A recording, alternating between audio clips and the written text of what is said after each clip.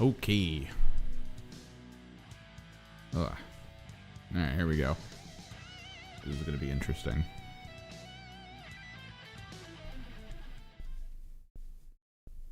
And play.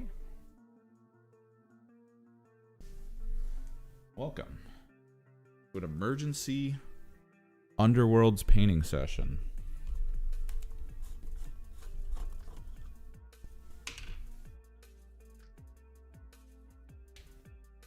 A session where I realized that I kind of want to try out Underworlds, but that entailed buying me units, getting them ready to play, and then I looked around at some of the local stuff going on and realized, man, there's not a lot of 40K stuff happening right now. There's tournaments going on, so like not a lot of people want to actually get in and play. So like I gotta figure something else out to do. So here we are. Painting my Underworlds models as quickly as humanly possible. We gotta figure out kind of how we want to do this. I want to try to get this team together pretty quick. I want to try to put like a couple colors on everything is like the core here.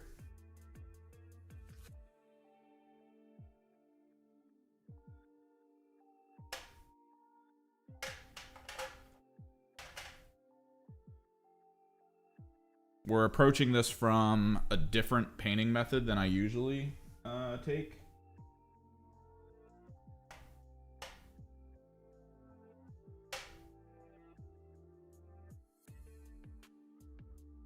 I like the results of this method better,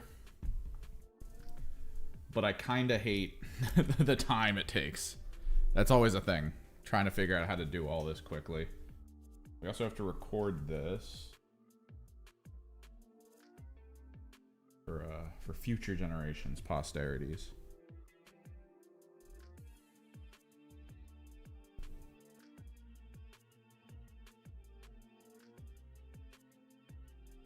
The method here is basically similar to the underlight situation that I usually do. But the trick is, after you do the underlight, rather than hitting the top with a, what we would consider, I guess, a matte color that's related to the model itself, like in terms of what we want to pull off for the model, you instead hit it with this this sort of matte dark purple that I use.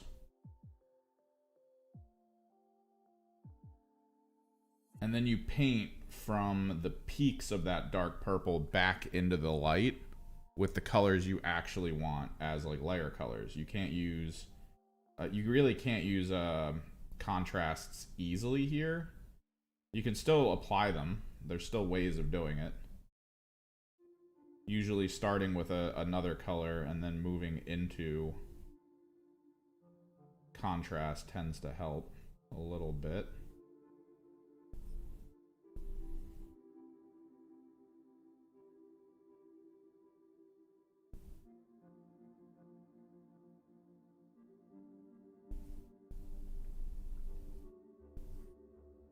But you're basically using the airbrush patterning as the source of like, this is where I need to put my color. This is where I need to layer that up. You don't really want to touch the light green too much.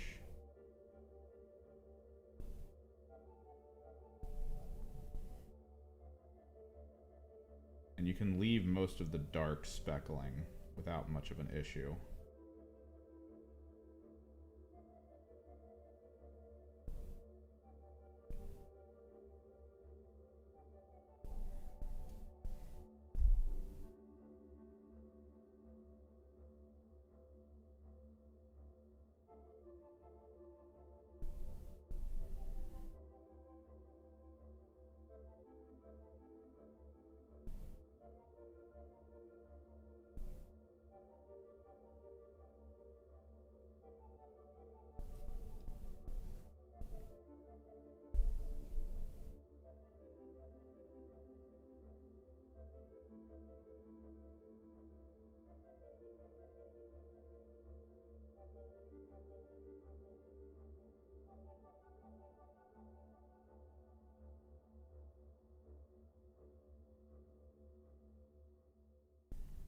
Yeah, this is just about repigmenting. Working up from the shadows into whatever the final color is that I want it to be, right? Like, that's all it is. Just layer paint, layer paint, layer paint.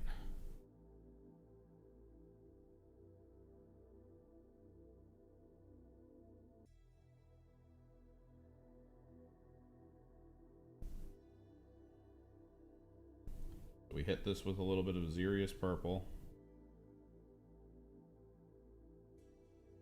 which is probably something you don't really see it, because I mean it's over top of a darker purple than Xerius, but still it's like you're probably barely going to recognize it as a different color. Fine.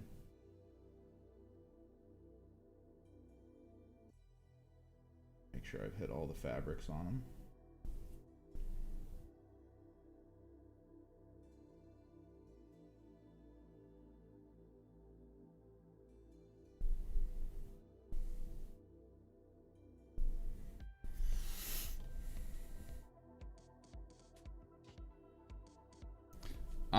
Underworlds kind of Underworlds was dropped on me. So I went to go check out one of the local stores that I hadn't been to yet, that I heard about, but like it was kind of on my radar to go check out, right? And one of the big things is locally, every time I look up online to see if this team is being sold separately or if I can get the box like fairly easily,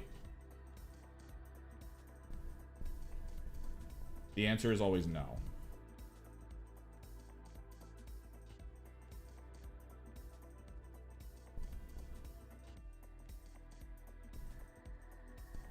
So that kind of like kept me from wanting to get it until I went to this store, and then the store actually had a bunch of the, like, it had one actually, technically. It had a bunch of like the Underworld stuff, but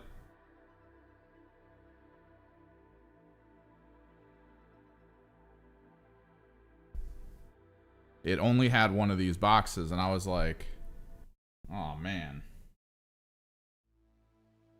So I went for it. I figured, you know, now's the time. This was the team I actually wanted to learn. I don't necessarily plan on getting into it as hard as Kill Team. I say that out loud now, knowing full well that that might change. Because I know Underworlds fell off for a bit locally and kind of on a global scale, with a lot of people being like, oh, I have to keep buying new decks of cards and all, I can't keep up. But then supposedly the new rules setup changed that. It made it like you kind of go one team and you're good. Like there's like a new format that everyone actually likes with the game that's out right now.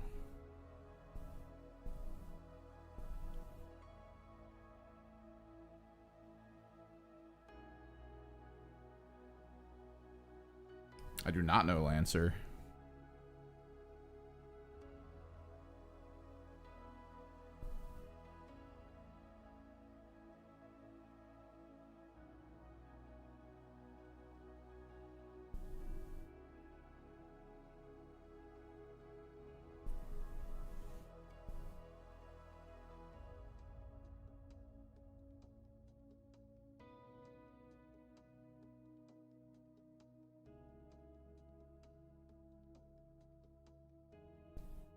I don't know if I have a skin tone for this guy.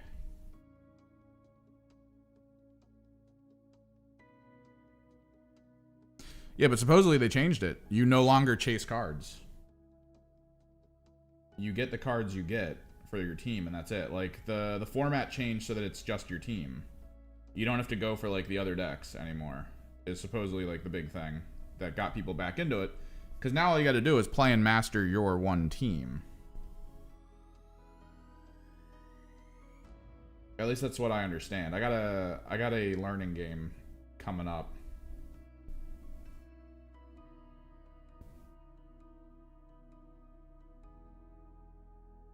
Oh. Sorry, man. I cannot fulfill your sadomasochism.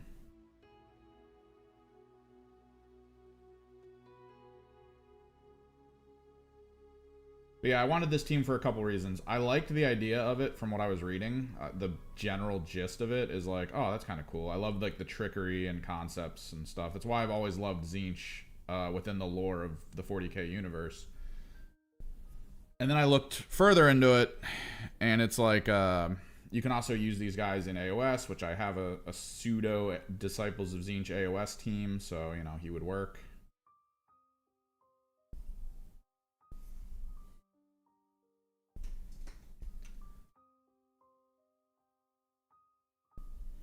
So it's one of those purchases where it's like it sucks that I'm getting into a new thing, and it wouldn't have sucked as bad.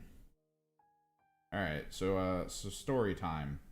To those who are new to the channel, welcome, welcome. To those who are new to the things I talk about, I have been spending a year waiting and trying to figure out how to purchase a Mutalith Vortex Beast to go with my already currently purchased one. I feel like a very lucky person having purchased a Mutalith Vortex Beast before they became integral to the Thousand Sun like list building.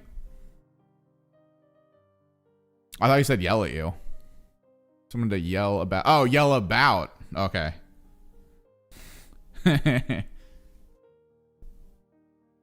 Well, describe it to me. Describe it to us. Sell the game to us. While I also tell the story. So I've been waiting for that Mutalith Vortex Beast for like a year, right? I actually was in contact with someone I met through Twitch forever ago. We've kind of like talked a lot and had like weird conversations and just, you know, fun stuff. And I was like, look, let's do the math. This was literally like a week ago. I was like, let's do the math. If I wanted you to buy this model and ship it to me, what would that cost? Because the Mutalith Vortex Beast has been in stock in Europe for that entire year that I was waiting for it. And I've been so pissed. And we did the math. It was literally $10 more than if I purchased it locally. $10 was the difference. And I was like, all right. And I've kind of been revving myself up to do it. You know, psyching myself up, trying to get to that point of like, let's do this. I need this. I'm tired of not having it. All that stuff. And I don't know if you're in the Discord. I posted a picture of something I'm trying to work on. I hate doing digital work because digital work causes me to like not know how my lines are going to pan out, and it's annoying. So like I've been trying to get this change caster idea because I've wanted to make a merch shirt for us that's like my secret power is rerolling ones into ones, but I kind of want it to relate to the 40k universe. And then I realized like, oh dude, change caster. You just do a change caster, he's got his hands up, he's got a bunch of dice in it, and it's all ones. And it's kind of like it was fated kind of situation, right?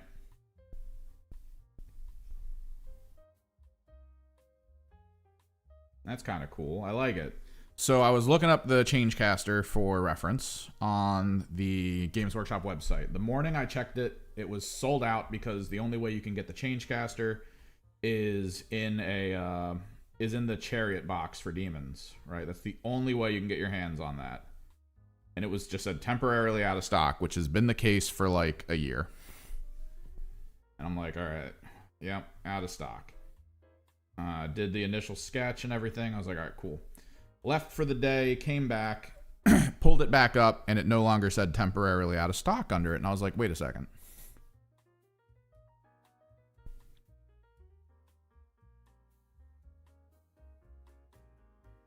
I wonder. So I immediately went to the Thousand Suns the Thousand Suns storefront. Mutalith Vortex Beast. No longer temporarily out of stock. For the first time in years.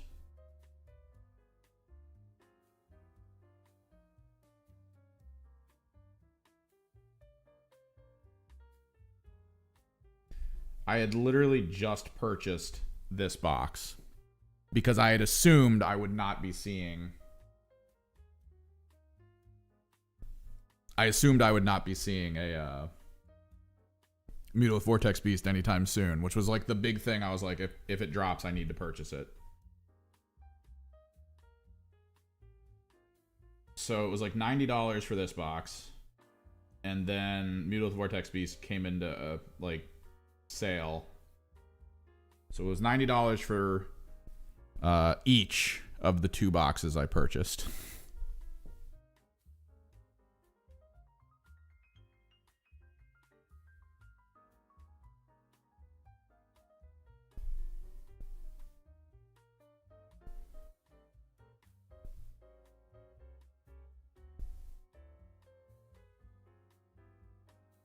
It's a tabletop game? Sounds kind of, I mean, what? There's other mech games that I've seen that are kind of interesting. Like there's one, what is it? 30-minute mission or something. I'm wondering, because like, I feel like that's a game, but at the same time, all I ever see is like, oh, you build the stuff and then you put it on display. And I'm like, oh, that's cool, I guess. But I feel like the mech genre has such great concepts from certain games where it's like, oh, you can build your custom frames, and there's all this minutia of like rules as to how the armor works, how the guns work. This frame has like these hard points that you can put these types of guns in, and it creates like a fun concept, because then you create your champion and then try to deal with other things, and then you of course pray to the gods of rules writing.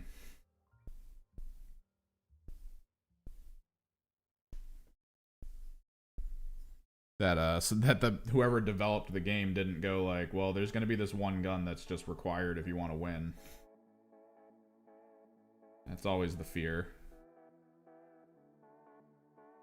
A lot of people get into that headspace. That's why every single kill team match is like, well, whoever has the plasma is going to win, and then you realize that's not the case. After you play enough games, you're like, oh, okay.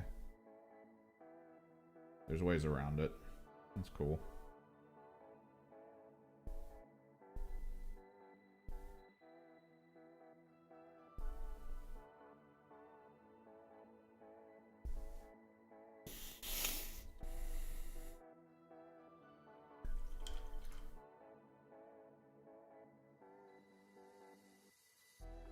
Yeah, so it's basically just Armored Core on tabletop, which is nice. I actually do kind of like that concept.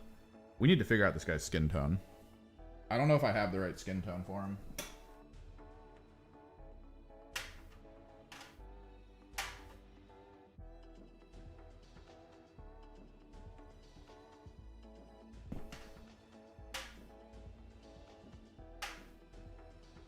I'm going to try Sybarite.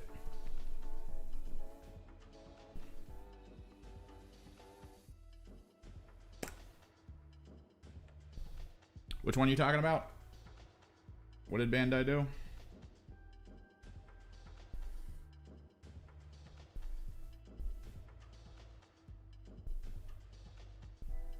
I know Bandai constantly like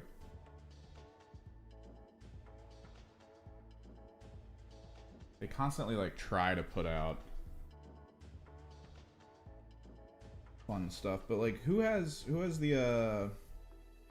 the rights to the Games Workshop stuff from like secondary Games Workshop sources now? Like who does the Heroes boxes? That's not Games Workshop directly, right? That's someone else. Although the models in that feel the same as the Underworlds models.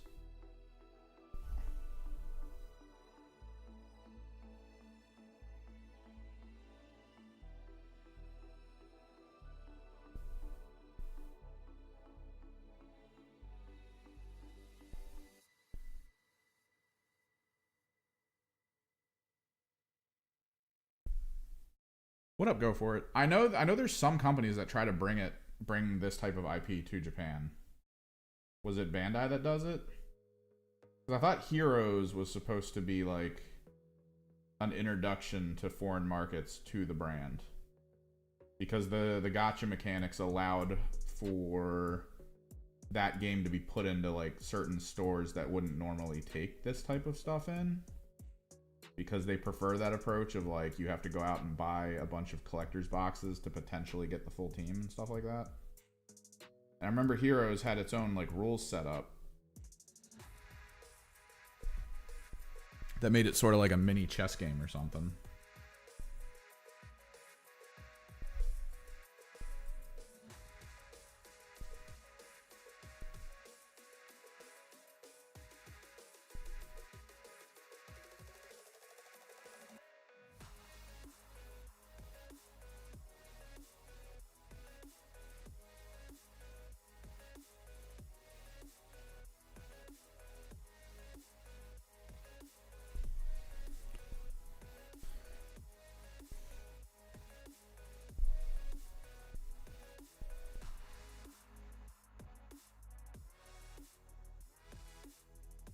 The trick with this method is to try to leave a border of the really dark purple as it fades into the green. I mean, we're all nerds to a degree.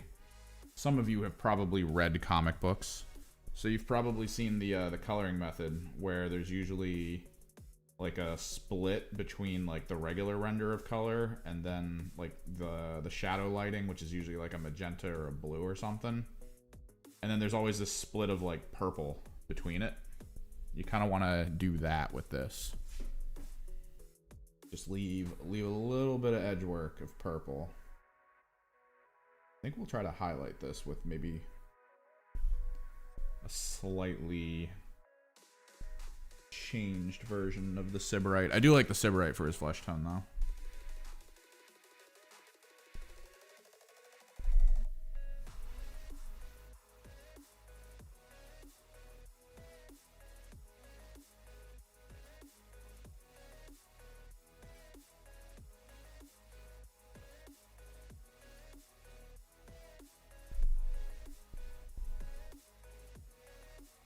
So like you get the little, and like let me, you guys focus properly? Yeah. Let me do this. I don't know if I'm gonna have the light for it. Yeah, it's kind of hard to see.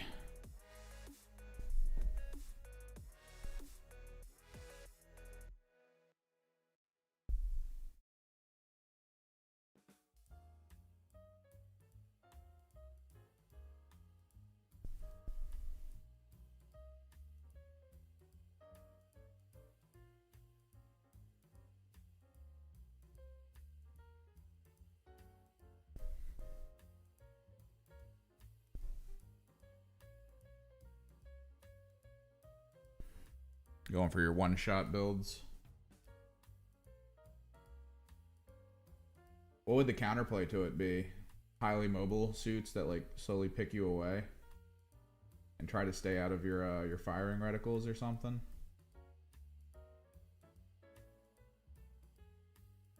And that kind of always feels like the way in those types of games. I always liked small mechs. I don't know who here remembers Hawken back when it was a multiplayer game before they rebooted it as like an attempt at a single player.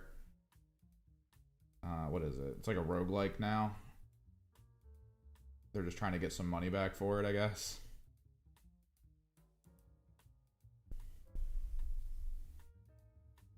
What up, Rax?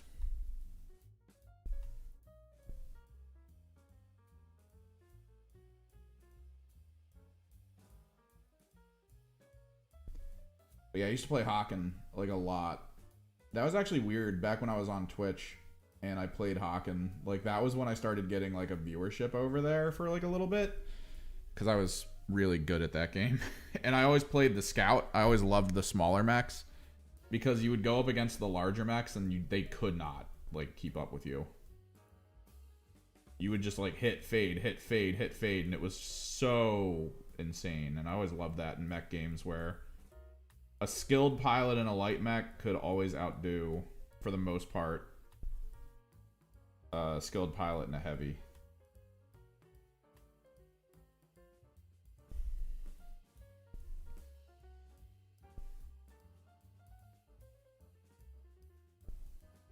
We might go from Sybarite up to blue. I think that might be the way to go here.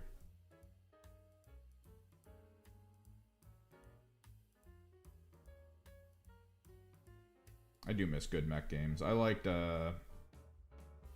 Armored Core was cool, but like I wanted to play a speed-based mech game with like multiplayer as its core focus, and I know they put multiplayer into Armored Core, but it felt weird.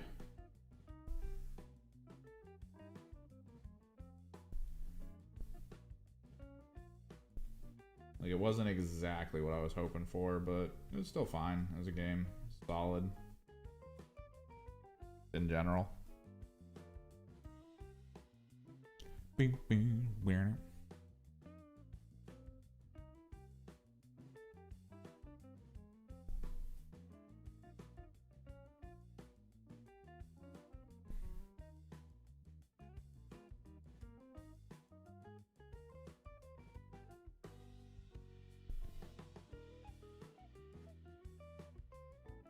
This is personal collection, but I am not above doing commission work for this.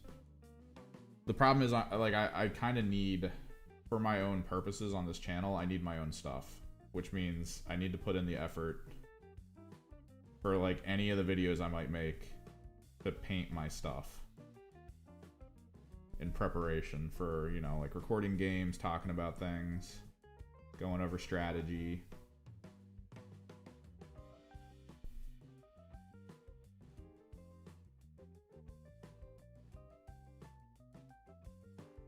So I need at least something.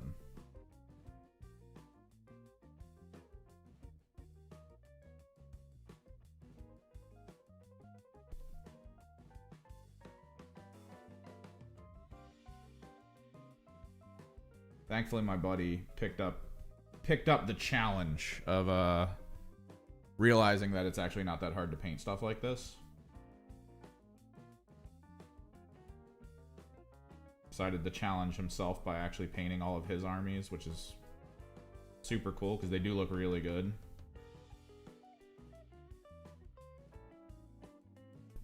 I taught him some of like the paint by numbers approaches to how to get that stuff together.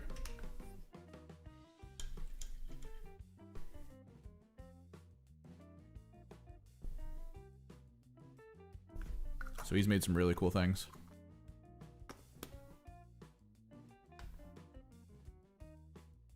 Yeah, so you're one of those do it all overheat situations, Diver. See, like, I don't play that game, but the things you're saying, because I've played like other mech games, I get it. I see it. I see it in my head. I played an old game actually back when I was in college called X Steel that was basically that. It was, God, I loved X Steel. And the company that ran it, I think it was Bandai. No, it was Nexon. Nexon was running it, and then they turned it like one day. They were like, let's make it a cash grab. So they put out all these like abilities and weapons that you needed. Like, if you went up against an idiot with those weapons and abilities, you would lose if you didn't have them. So they lost their entire community.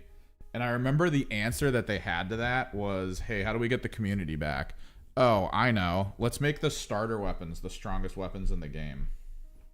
Like, that was their answer. It's just like, let's make the people who start playing the game the strongest in the game. Like, I stopped. I had all these weapons that I had unlocked and purchased over time from just playing the game as much as I did. And I just stopped using them because you needed to use the starter weapons or you were going to lose. But it was all about tracking heat. Like, the mech that I built actually was a super heavy, but I built it as a super heavy melee, which that doesn't normally work because normally you want a faster vehicle for melee. That way you can catch people and do stuff. But the trick with what my build was, there's a shotgun in the game called like a heat gun. So it acted like a shotgun. It didn't do as much damage. But the trick with the heat gun was if you hit a target with it, the target's engines would cut out. That was the whole trick with it. So my combo, because I used a spear. I used a lance at that time. My combo was, if somebody got within range of me, I would pull the shotgun out. My arms allowed me to be hyper accurate with the auto-targeting system. and I would just shoot it with the shotgun, jump in the air, and then do a down slam with the spear, and the spear impact would actually cause the jet engines to cut out as well. Right, that's enough for the Sybarite. Let's go into the blue.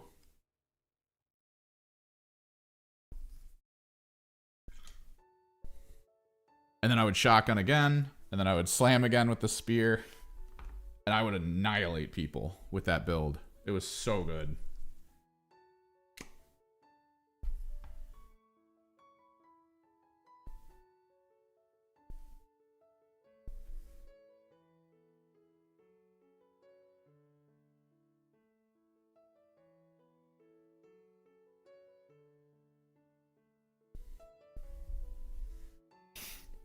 The cool thing was my roommate in college played the game with me. So we kind of became known in the community because we were not easy to deal with. We always had each other's backs. Like, we were always trying to be in the right place on the map so that we could, you know, interact. If he got into trouble, he would call it. I'd hear, like, from his room, he would just be like, on me. Next, like, within a second of him saying it, frickin' a cannon shot from across the room would hit the thing hitting him for like almost its whole health bar. And then he would just pull out his sword and finish him off. It was great. Those were the days, man.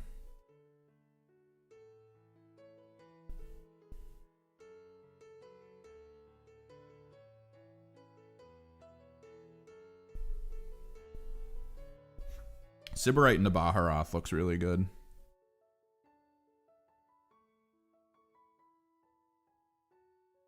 So do you have a local community for this game? Because you can, I know we have a battle report channel on the Discord. It's not just there just for 40K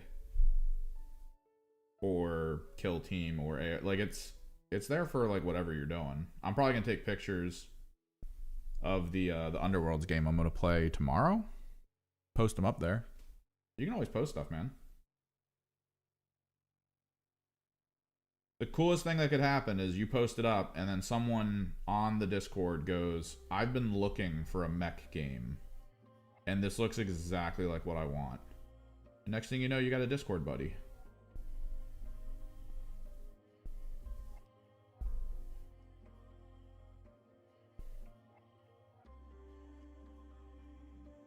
And then maybe one day I make another bad financial decision and I start playing your game.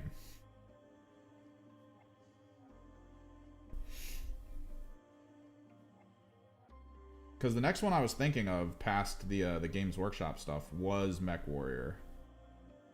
Because there is a section at my local store for Mech Warrior.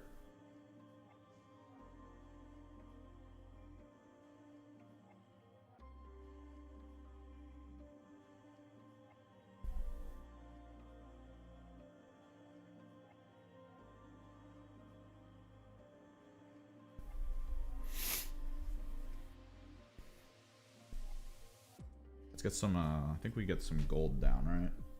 Yeah. So we kind of two-stage the gold on this, I think.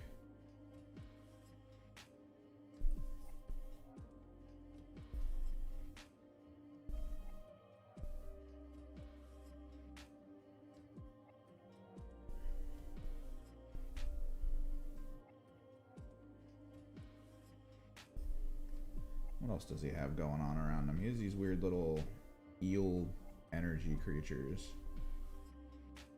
Yeah, so there's a feather. Maybe we do the feather real quick, since it is kind of like a secondary thing.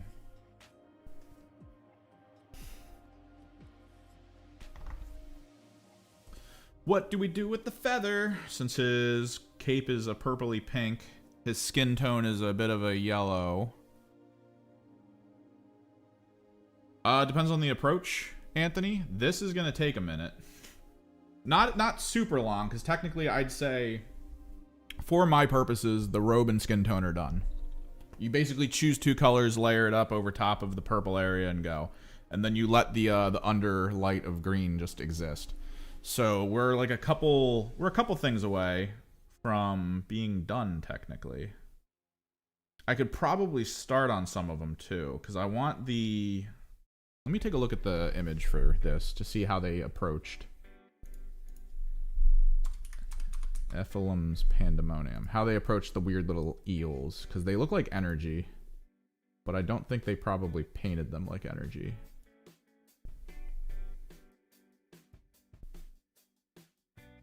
Yeah, they paint them like actual stuff.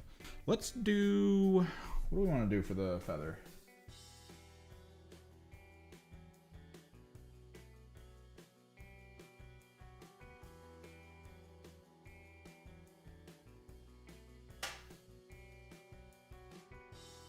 I'm going to do green. But yeah, this approach makes it kind of simple. It's more based on the airbrushing than anything else. Oh, I don't think I've... Yeah, I've never used these greens. Mixing ball. But yeah, there's methods of approaching stuff that involves like contrast paints and stuff. I've been doing like, what was it? It took me about 2 hours to get to here with this guy. This is an amble from one of the other games I'm trying to build stuff for. But yeah, this is between contrast paints and highlight paints. Like this took about, I think, 2 hours on Monday. That stream's actually up. The VOD's up as a replay. You can check it out.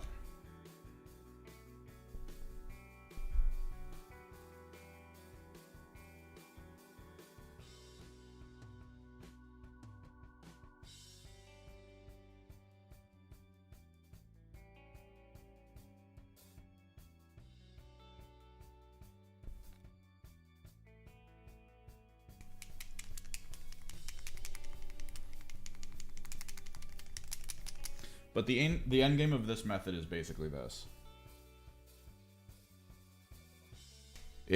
You're not painting everything, which I think speeds up the process a little bit, but the thing is, it still kind of slows it down because you're trying to look for the peaks and choose colors to put on those peaks that you're going to like. It's kind of the goal. I'm going to need to put a mixing ball in here.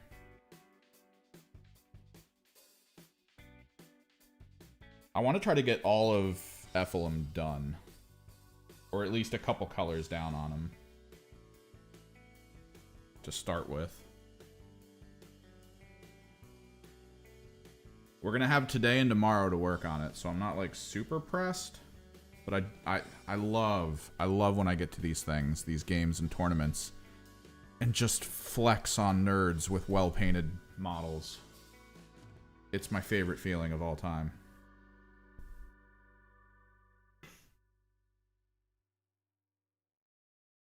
Sometimes completely free public-facing rules is good. I was kind of hoping that at least a chunk of the rules would stay free for like the factions in 40K.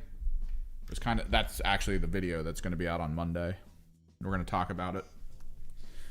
So that's probably not going to do well as a video, but that's fine. That's fine. We'll do I think after that we're going to do Kill Team Appendix. We're going to look at what all the special rules do and ways they interact.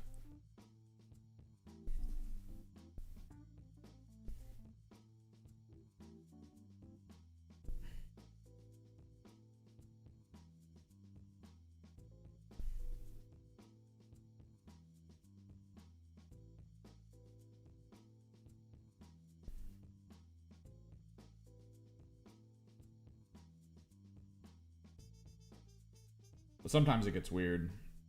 Like, I don't know if you're familiar with War Machine. I was actually super interested in War Machine when that game first came out. There was a local community forming around it that seemed really cool. And the game itself, I mean, it was peak what I was kind of aiming for.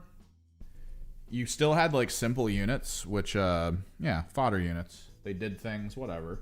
But then there was a system built into it to try to focus on, like, mechs. Like, mechs could do, like, tabletop RPG levels of interaction. Like, they could push things, they could grab things, they could grapple each other. There was this whole built-in mechanic to their methodology that was, like, just genuinely cool sounding. but it was so elaborate. Like, it took me forever to figure it out because they did not write the rules well.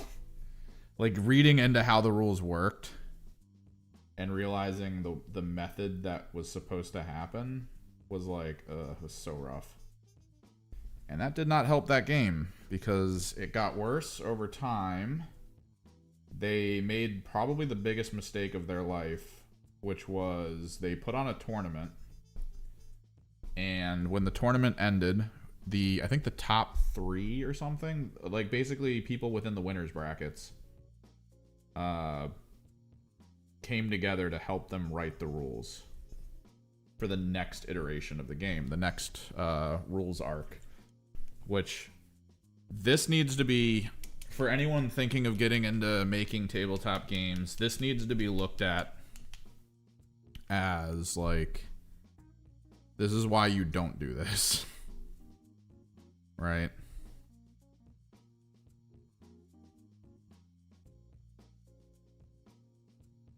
Hang on, I gotta mix my jungle green.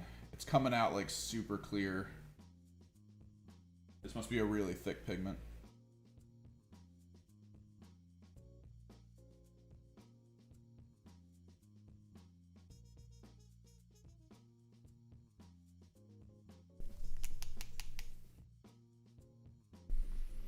Jungle green.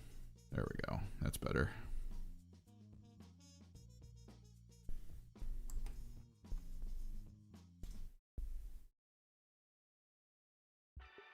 So yeah, they let the top competitors in the game write the rules for one of the arcs. Which that's how you make the game sweaty, because those guys want the game to be sweaty. They love the idea of just so much going on all at once that like new players and casual players can't compete.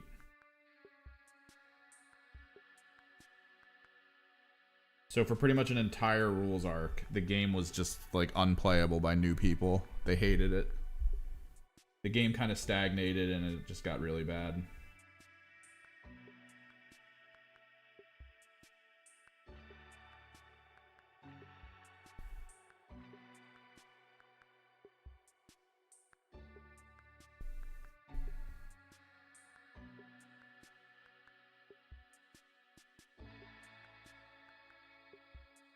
So they kind of made all the rules free. They're sort of in like this recovery mode, right?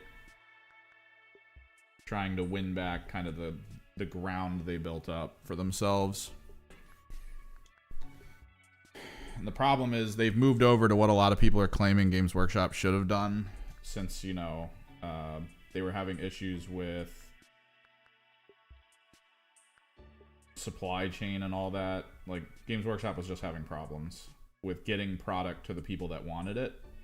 So everyone was like, oh, just lean into the 3D printing community. Just do that. Well, Privateer Press did, and that was a mistake, because there's like not almost everything that is shipped out now for Privateer Press that's a model is just terrible quality, because the people printing it using their 3D printers, there's no quality control at all across all of them. So like you'll get stuff that's just covered in like mistakes, things you have to file down. Maybe there'll be like some air pockets that hit it that cause it to be brittle. It's not good.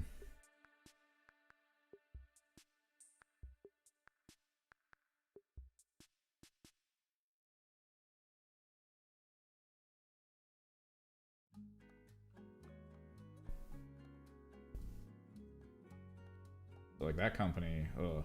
I kind of hate that they're going downhill pretty quick. Because I did like the idea of them. I think they were all former workers at Games Workshop. They wanted to try to make their own game. Start their own company. Because they had knowledge at that point of production lines and everything.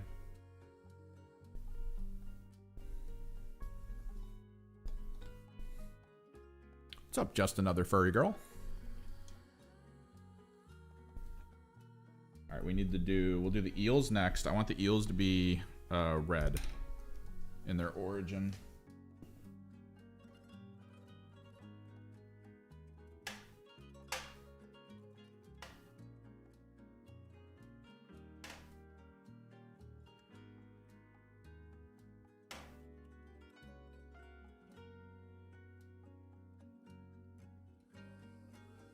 We'll try this. I have a paint called Haster Purple. Does that look purple to you? It says Haster Purple. You can see the word right there.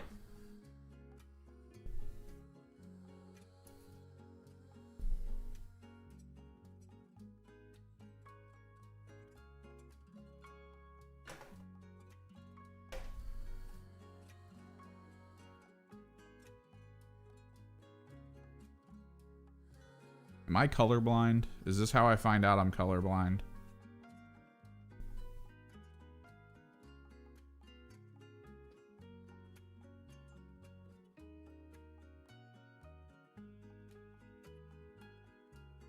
I think I bought this paint solely from the name that was on the bottle because I needed a purple. Like a nice matte purple for this process, and I'm pretty sure I bought this paint to fill that need. And then I found out it was red.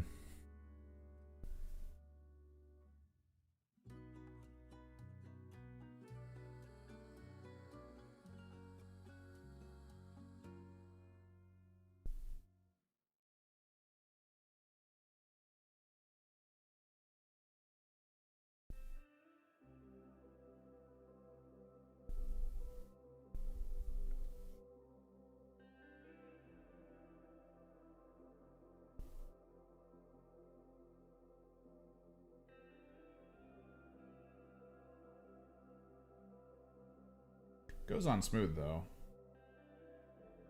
Nice. Can't complain too much. It's just another paint in the box that I can eventually get into. Gotta remember that it's there.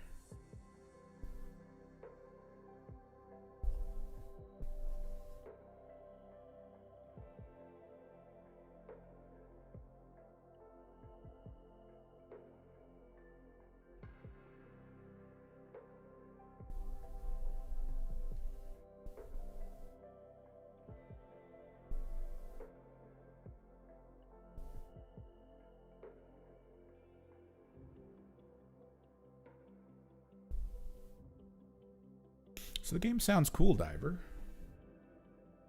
I'll definitely have to keep it in my back pocket for if I ever think we should try a mech game. I need to limit, though, with my local group, my local friends specifically, like how many games we play. Because my one buddy did buy an Underworlds box a while ago because he liked how the team looked that was in it, and he was planning on using them for something else. Which was kind of cool. But now, so he has an Underworlds team that he likes, at least visually. I don't know if it's the play style. And now I have an Underworlds team, so we'll at least have the ability to play Underworlds on recording for any battle reports that we want to do for this.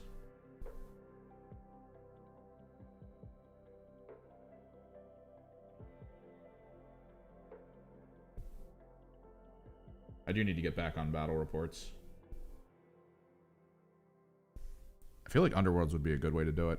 I also had a plan that I'm brewing up called like mini missions or mini battles, where we sort of, as a community, we figure out fun little matchups. We can try to start it with Kill Team and stuff. And basically the matchup would be, I would set this camera up kind of above a table. I'd mark it out so you guys would know kind of what the inch distances would look like. And then we would just hang out and play a game of like who wins. Two legionaries with two legionary warriors, one with a bolter, one with a chainsword, or 4 Kasserkin. And the core team rules are in effect, but no ploys at first. Maybe we can figure out if we want to add ploys or something later.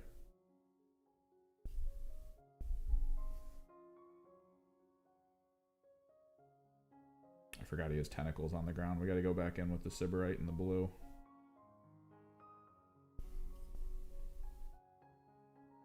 And then I'll pilot one and you guys will pilot the other. We'll see what happens. Get like a dice box camera going.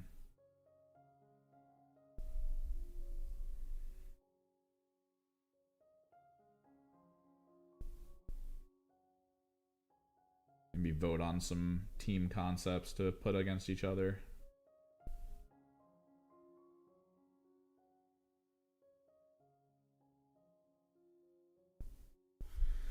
I mean, if you're getting paint supplies for a specific group, maybe figure out the color scheme you want and just focus on those. Paints wise, definitely, and then figure out your method. Figure out what you want to do, because there's a lot of people who are like, I want to do non-metallic metallic. Now, I'm gonna tell you, like, at first, sure, non-metallic metallic sounds great. It's a lot of work, and if you don't want to put that work in, don't do it. Don't go that route. It looks great. I do agree with that. But if you don't want to do it, don't do it. The issue is there's a lot of tools out there in the world that you might want to look into.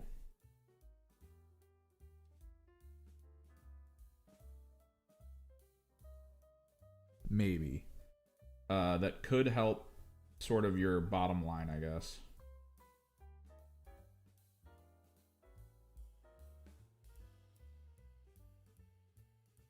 Like, I painted my buddies Grey Knights, and the way I did it was I Vallejo airbrushed them. Like, I did a black primer through Vallejo airbrush, or this Stynylrez black, that's right. Stynylrez black primer, and then I did Vallejo airbrush platinum, which is an extremely bright metallic, like silver. And then I took a shifter that was a blue-purple shifter, and I applied it over top of that, because Grey Knights have that, like, magical concept to their armor. And I figured if the metal felt magical, that would kind of work out in their favor. And it did, because depending on how you look at that armor, it looks like it's toned blue from, like, head on. But then from the edge angles, it goes purple a little bit. And that was literally all I ended up needing to do. After that, after you got that armor color on whatever armor he had, you could sort of paint the little side things like red and white, like the little details. You don't need a ton of paints, you don't need a ton of colors if you're just hyper focusing in on one thing.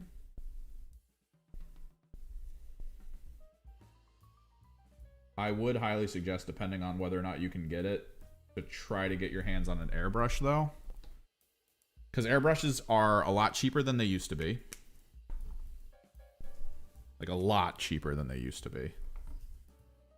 And they're not that scary. Like, some people will always be like, oh, I don't want to break it, blah, blah, blah. It's very hard to break them. Key thing, don't get paint in the stuff behind where the pot for the paint goes. Like, don't get any paint in there. Don't pull the needle out of it if there's paint in the pot. And that's like... that's about it. It's the end game. You will most likely not break whatever you're working on.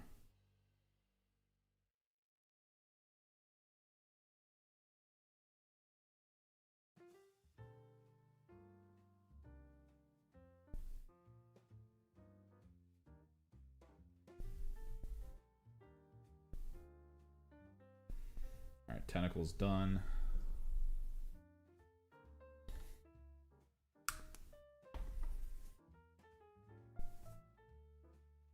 I don't want to go to Evil Sun Scarlet for these little worm things.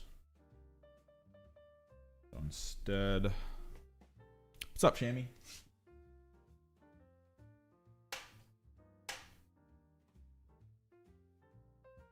Instead, we'll go to Dragon. Dragon is a darker red. Yeah, just try to aim for good colors for that. And oh god, what did I do? And in that situation, you also kind of want to lean into the possibility. I don't know.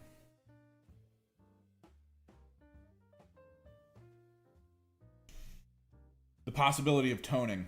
That's like a big thing. Shaders. Metal's great, and going metallic is always good, but if you just go metallic, everything feels kind of flat. So applying a shader to a metal is usually a good idea.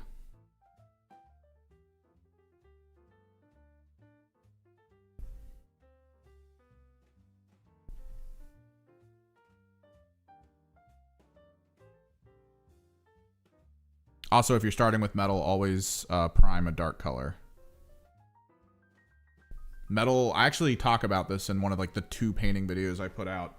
Metal paint is basically glitter suspended in a medium. So you have to consider it from the perspective of it being tiny glitter particles, which means whatever you're aiming to do, it needs to have like a dark background because it's going to show the color behind it.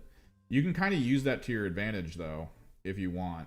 Like you can base color all of your gray knights like a dark purple or like a dark blue, and then whatever silver you put over top of it is going to show that dark blue or purple through it. So like there's just this level of you look at it and you kind of feel like it's a toned metal without it needing to be toned too much. So you can do fun stuff. Like I think, what was it? I think I was looking at a Miniac video and he tried doing a dark purple under a gold, and it showed, the gold showed the purple coming through it, and it looked really cool. Yeah, that's a thing. That's actually just like a whole thing. I might edge highlight these little eel things with like a, we probably hit him with the scarlet, I think.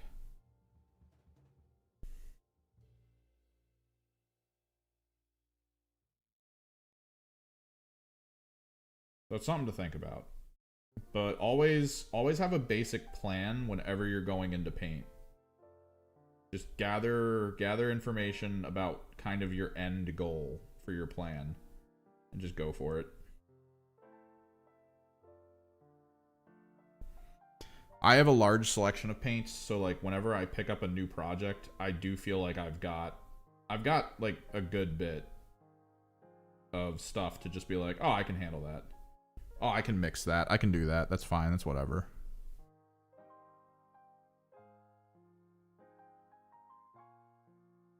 So like that's useful for me, but if you're just hyper focusing in on one thing, pick like a flesh tone, because I do think some Grey Knights show their skin off. Actually, no, I don't think so many do. I think they all try to wear helmets, right?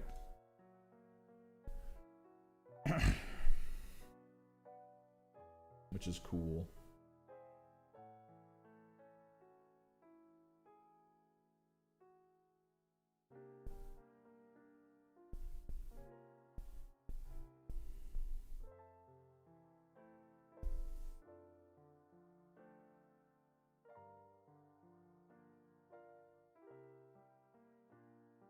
Yeah, you shouldn't need too much more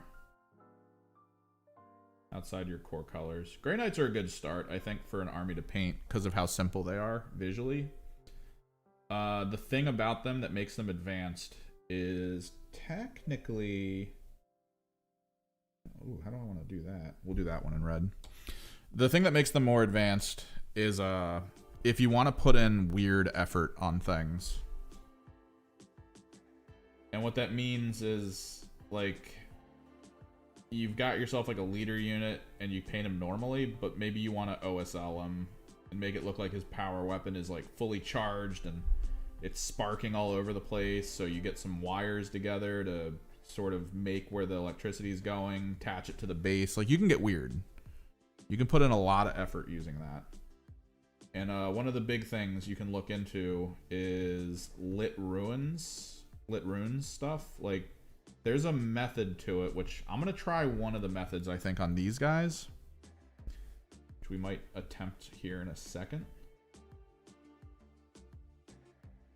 There is a method, because a lot of these models, the Games Workshop models, are really good. Really good. They're really detailed. There is a method where you utilize a very watered down white. Most people do it as a white oil paint with thinner.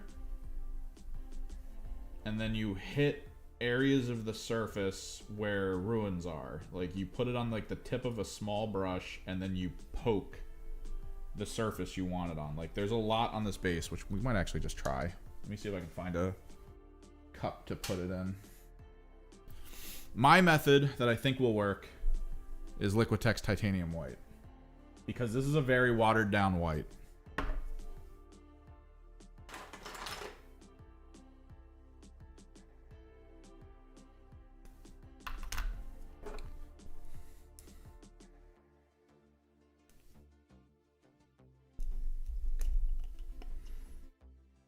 I just hit it with a little bit of that.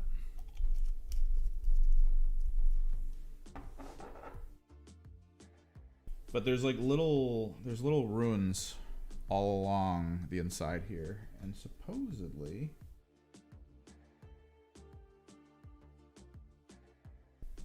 yeah, you kind of need thinner for it, I think. I feel like the thinner is important. Maybe just water. Wet the surface a little bit. Yeah, see? I don't know if you can see that.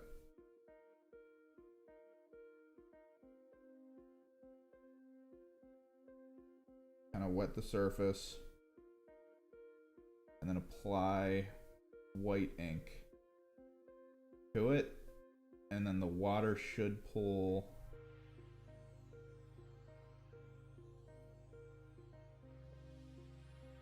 See?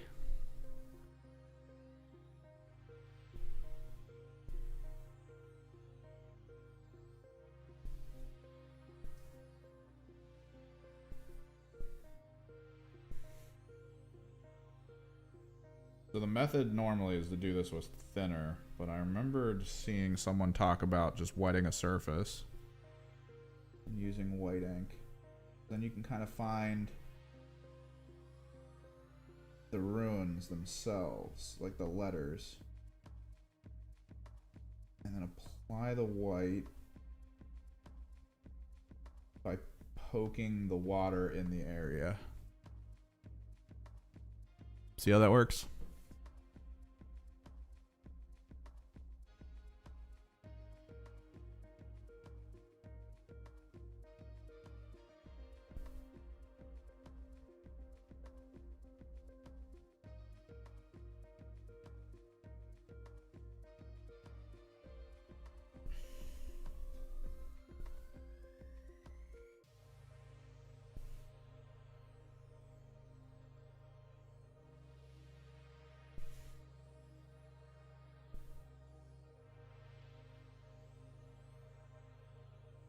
Yeah, wet surface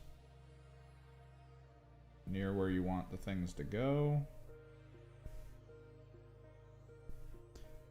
A little bit of ink on the end of a brush. Poke. You may need to clean some of it up, and that's fine. You can do that with a clean brush if you want.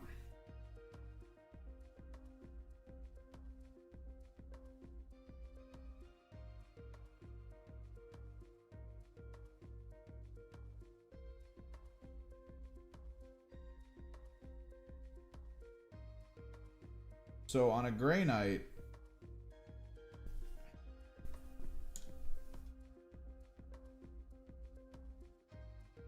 if you're familiar with, you know, I mean, you're probably familiar. Their armor always has like runes on them.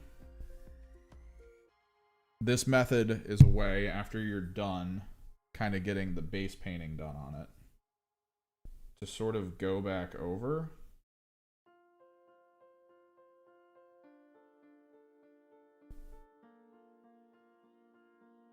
and like brighten those rune areas up.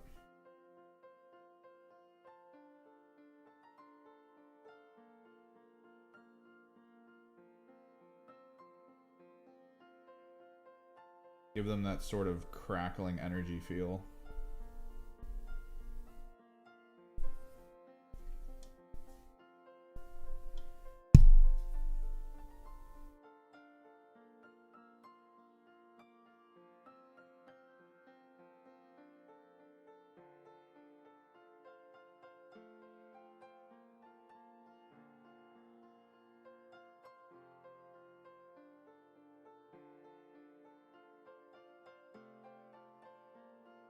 Yeah.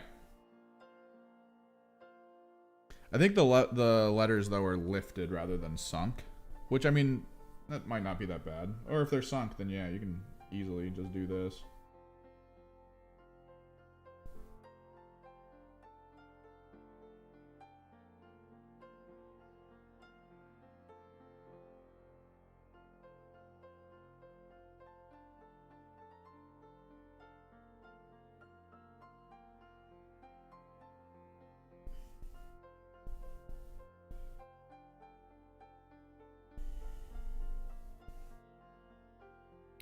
See?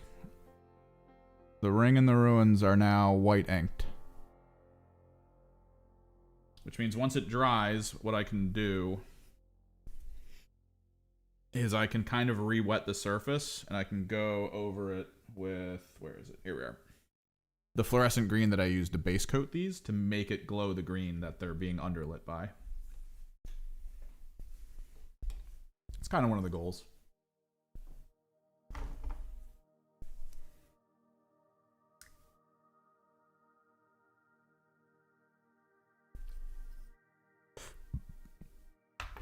I've seen it done with oil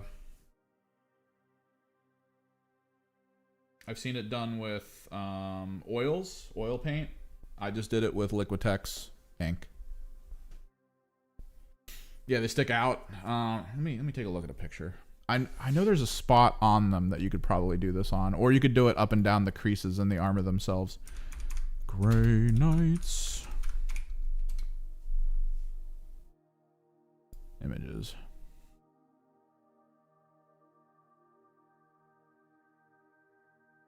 Yeah, and you barely have to do anything. Like, this is the thing I've been trying to teach my buddy, and he's picked up on it greatly, is, like, if you saw someone go, hey, check out the white recessed color that I just did in there, your brain would go, man, running your brush along that to get that to work must have been insane. That's not what I just did. That is not at all what I just did. So it's just one of those situations of like, now you know. Now you know the secret. Take a look here at a Grey Knight, because it's been a while since I've seen one. Space Marines. Grey Knights. Purifiers. Give me that 360 view, baby. Let's go. Recessed stuff, recessed stuff, recessed stuff, recessed stuff. Yeah, there's not a lot.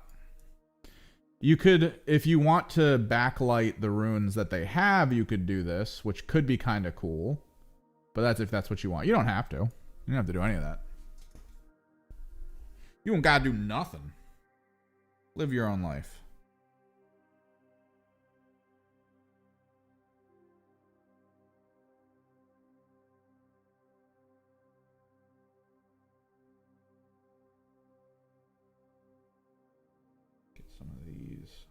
Highlights going.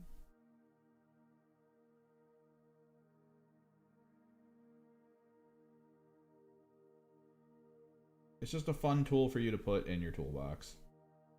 In future, at any point when you're like, oh, I know, because now, like, down the line, you'll be like, oh, I know how to do recess lighting now. I can do it.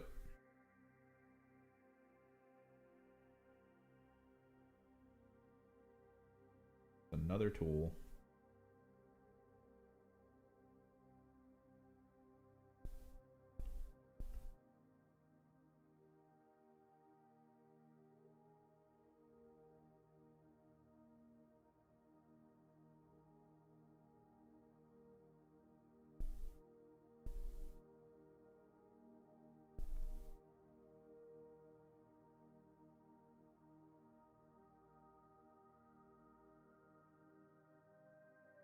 I'll do the teeth as actual teeth. We'll just get the bone color down for him at some point here.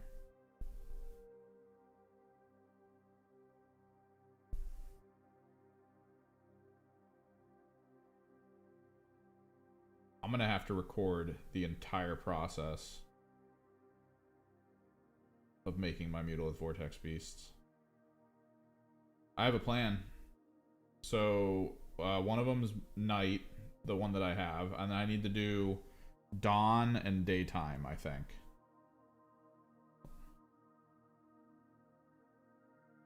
So we're going to try to tone them specifically. I have the shifter paints I need. And the way it worked for the first one is that the shifter paints matched the colors that were zenithal. So that's kind of how it needs to go from here. Because I think I did like a purple and blue. I have a gold and pink. And then I think I have like a green and something. And I think those are the ones I'm going to need to focus on going forward.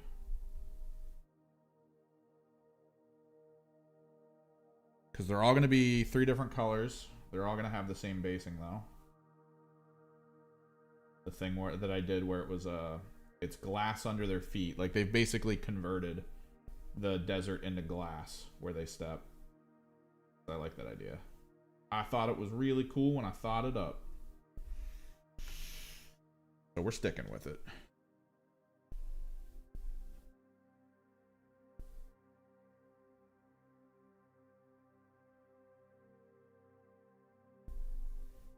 Work this up some more. That it's dried up a little bit. The green, I don't like the greens from Army Painter. Specifically their layer greens. They have really good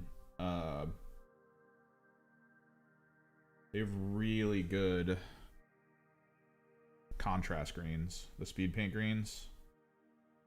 Like I have a green chartreuse, I think it is, that just looks so good over white. Looks so nice.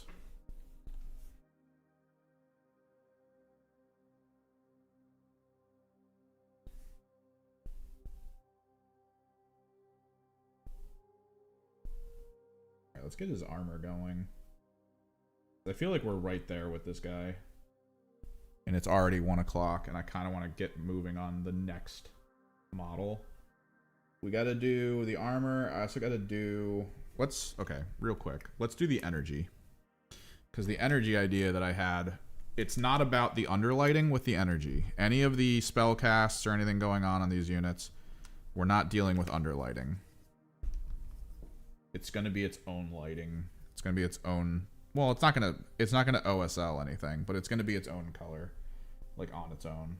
So, the whole purpose is Moondust Yellow. It's one of my favorite starter yellows for energies out of the entire Army Painter line. It's just so good. Because it's not high saturation, so it usually lets whatever you put over top of it kind of take control of it. And sort of move it in the direction you want it to go. Like the little maggoty things on this guy is Moondust Yellow with fluorescent green over top of it. So like the peaks still come through as this really light yellow. But then there's this like green glowiness on them. We're not going to do green glowiness since we're underlighting green on this though. That's going to be a key thing here. I decided we're going to do orange, like an orange yellow.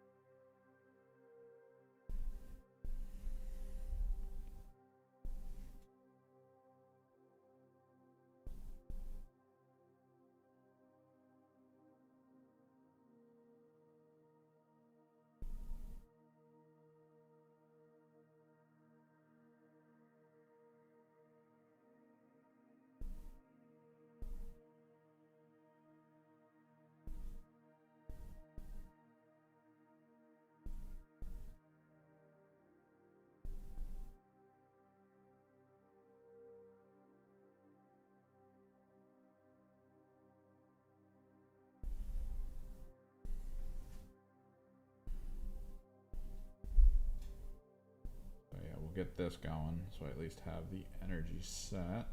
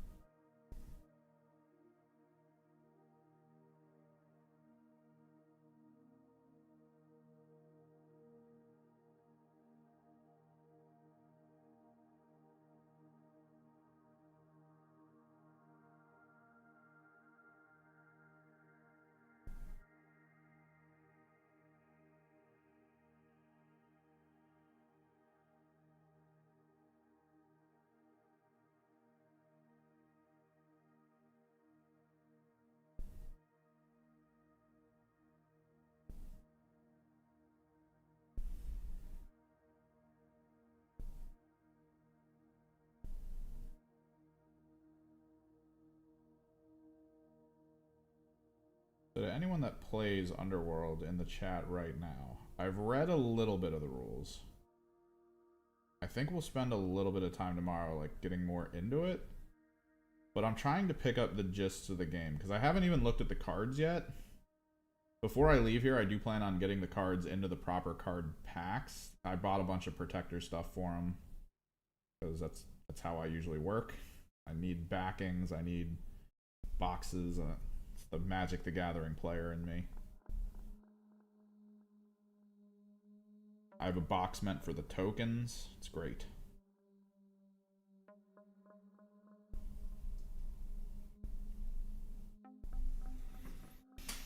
What am I looking out for in the game? Like what kind of fun stuff does this game have in it that would that's like a little uncommon? Like in Magic terms, are there things like mill? I imagine there's not creature removal because the creatures you have in the game are basically your heroes, so that would be like weird. Here.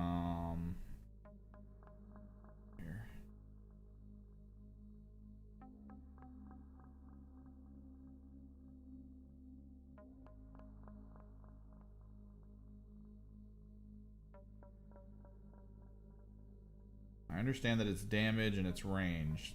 A lot of what I've read about the combat of Underworlds feels like the combat that I read about with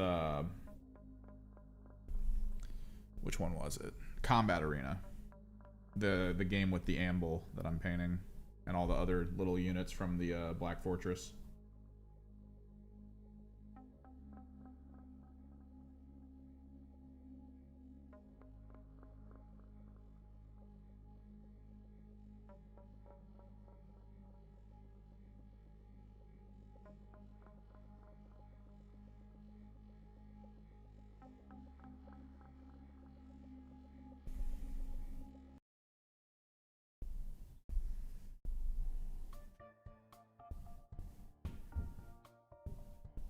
Like, I'm very much in the realm of I'm going in fairly blind.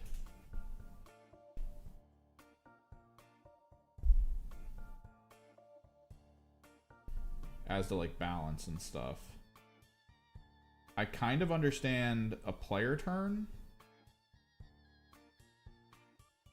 There's, like, there's steps similar to Magic where there's, like, reactionaries and stuff like that. Yeah, it's cool. I get that. It's fine.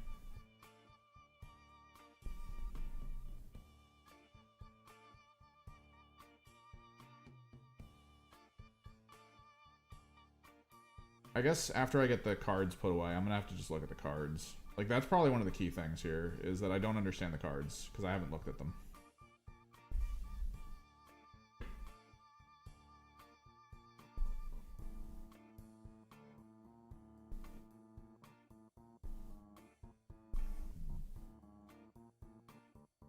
I know you're supposed to complete missions on cards to get points, and you can spend those points on things or hold on to them, because, like, your victory is based on whether or not you have points left over or something.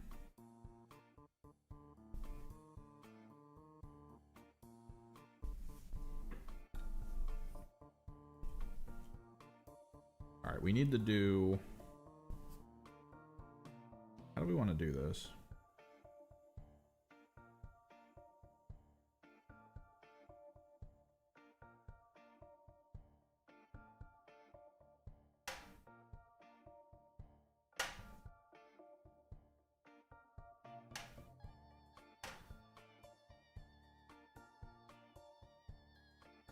Because the trick is contrast metallics don't normally work over dark colors.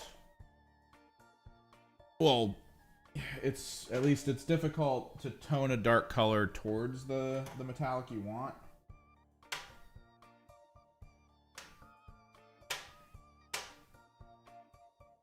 But I feel like I've already sort of done this, where I've applied a contrast metallic over top of a color in a sort of layered fashion, and it's worked. We're going to try this with Aztec Gold, which is a slightly green tinged gold color.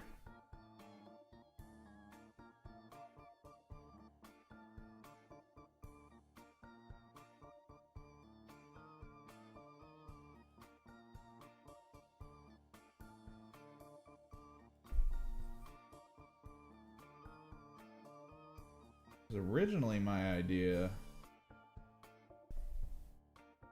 was to do like a brown underneath and then do the gold over top. But I do think these contrast metallics sort of get around that by having the tint and the color involved.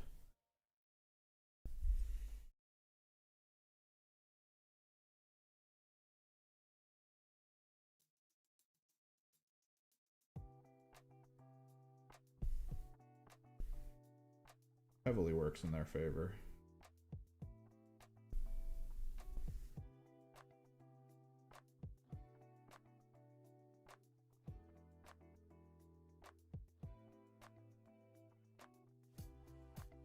Card games aren't that bad. Magic the Gathering has a fairly low entry curve, I think, depending on how you play it. It has probably one of the highest skill ceilings among games, especially depending on the rule set. Like, there's a rule set that exists where, like, you have access to almost every card in the game and you can just play. That is insane. That's something you're going to want to stay away from. Because I'll say from my own experience that at the highest end, Magic the Gathering is such an oddity as a game, where you need to like know all aspects of it in order to be good at it. And there's casual ways of play. Like, it's just like, in some regard, it's somewhat like 40k. You can sweat hard in that game. You can make the most obnoxious collected decks possible and just like dominate people in like 2 turns. There's people I see on, I think, YouTube Shorts or something.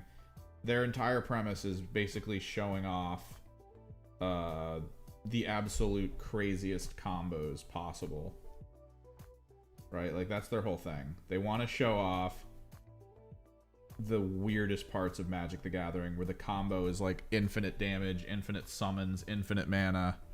They show that stuff, and it's depending on what you start with in the game, you could like achieve that in like 2 turns.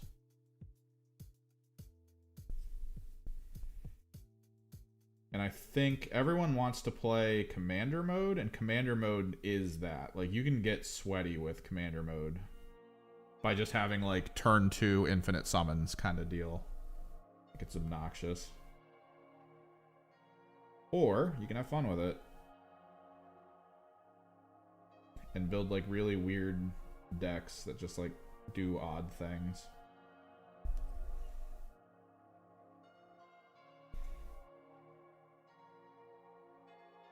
So there's fun to it, and there's like cool crossovers. Like, if you're fans of other IPs, like there's the Warhammer 40k did get a crossover into Magic the Gathering. Doctor Who got a crossover into Magic the Gathering. So there's been some cool stuff you can dip into and have fun with.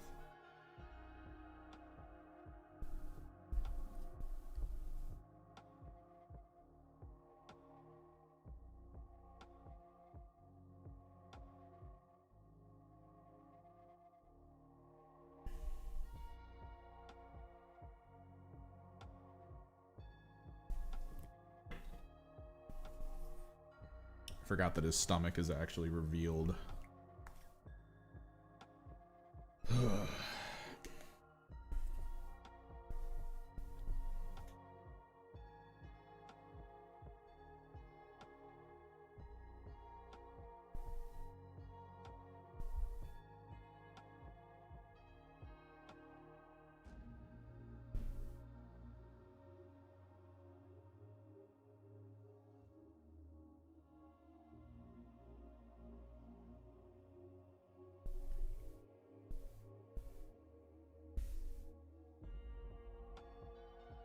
CEDH.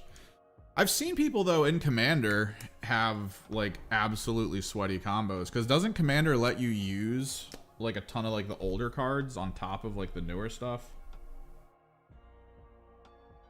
Again, this is me trying to figure it out after hearing about it, which was cool. It was cool to see that they sort of created this interesting format within the series. But like, I've seen some things.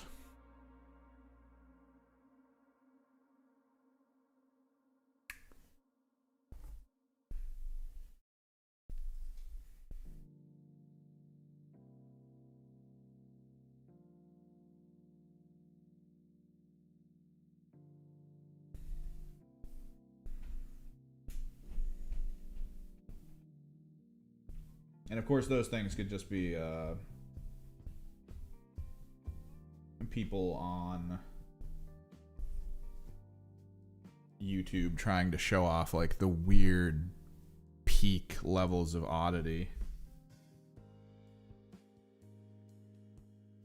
Because like there's some cards from some of the series that I remember. Like there's the Angels and Demons decks where you could play, I think, a demon card that prevents your opponent from playing any cards anymore until that demon's dead.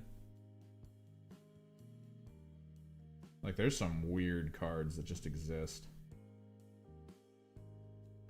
There was like a combo I saw once where there was like a card that prevented there's like a card that prevents any player from losing.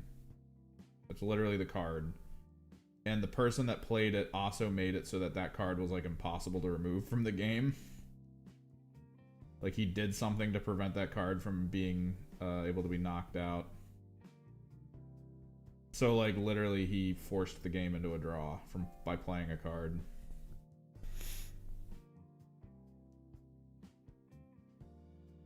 And like that kind of shenanigan is like, whoa, to me. Like I don't know. I don't know if I could deal with it and be like, huh.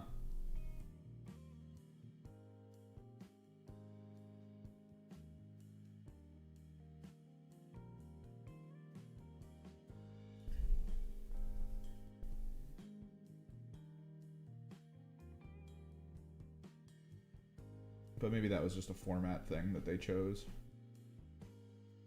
Cause I don't know. It's been forever, man, since I played Magic.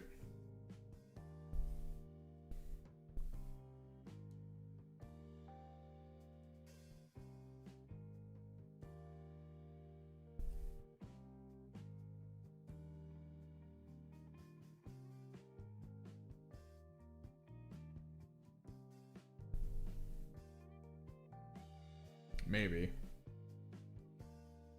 I just remember playing against an Angel deck, and the whole purpose of the guy's Angel deck was to just outright screw over their opponents.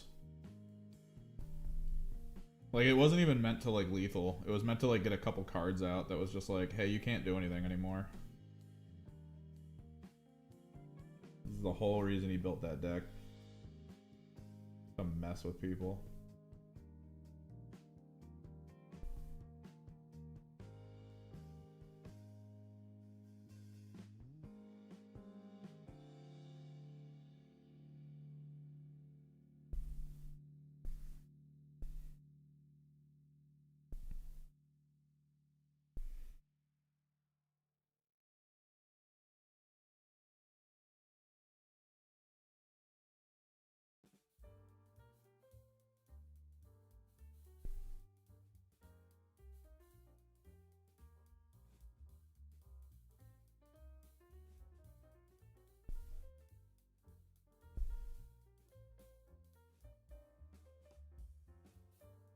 Seems cool though, and I keep hearing people talk about it. There's a pretty big local scene.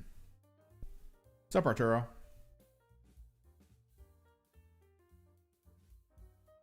Yeah, there's a pretty big local scene for it. I know there's one of the stores has like a constant, like almost every other night at their store they have Commander League. So it's gotten huge, which is pretty cool.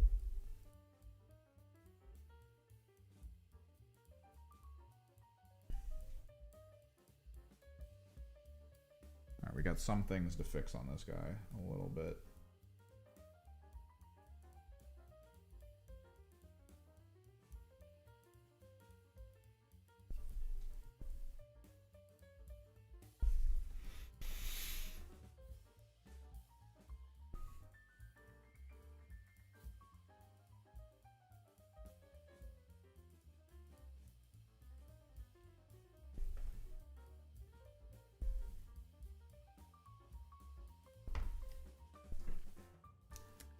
Yeah, I think the last time I played, there was the big deck at the time. I think they released those like Titans.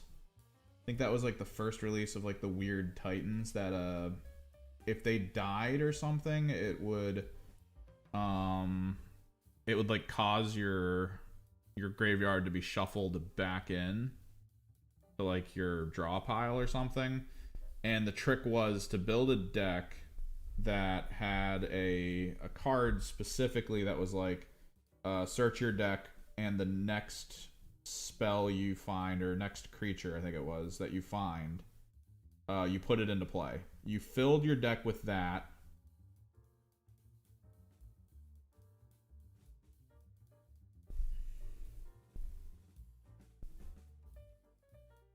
There we go. You filled your deck with that, and then you would play one card, and the Titan would drop, and the Titan would basically like two-shot things. And you just had a ton of counter cards and stuff to prevent anybody from stopping your Titan from being put into play, and that was like the whole thing. You'd pay like 4 mana, and you'd put a Titan down. That was like the last time that I played at a tournament. My friends and I would mostly just try to play draft between us. That got expensive, was the problem. Oh my god, it was fun, but oh my god, it was so expensive. We would just play draft. Alright, let me try to get the glowing green to happen. You might have a cheating community, but anytime, I mean, in any game people try to cheat, there's people out there that will be like, oh, I'm gonna cheat kind of deal. But like, that's just the community. One of my first games I played in 40K was against a guy back in 3rd who played Dark Eldar, who actually printed his rules off of a computer on something that looked like Games Workshop format, like setup, but it wasn't. It wasn't Games Workshop that did it. He basically just made up his rules.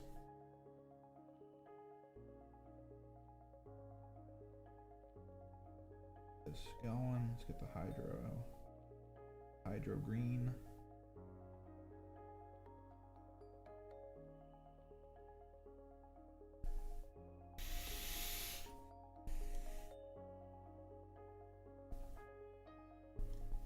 But since then, I've played against people who, like, they love the idea of competitive play. They take it seriously but casually enough that they don't view what you do as a cheat if you're doing it, like, right away. It's if you do it a lot that makes them kind of, like, think, yeah, this guy's up to something.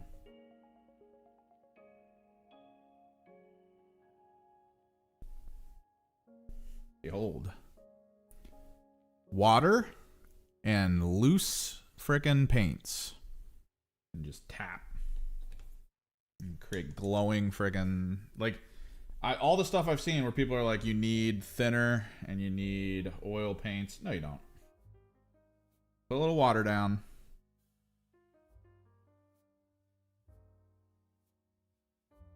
And then poke. Look at that. Oh, the flow. It's so nice. It even got into the crack right there. Look at that.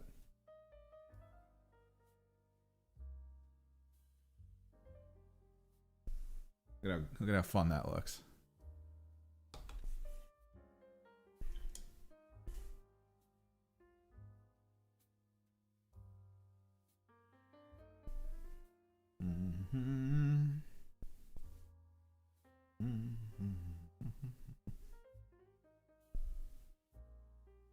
These are Underworld models.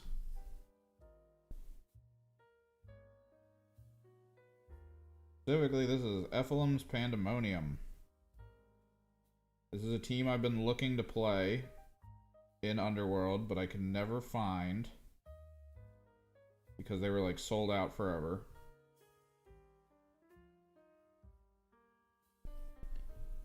And I went to a store to check them out 2 days ago, and this was a very bad financial decision. We just talked about this.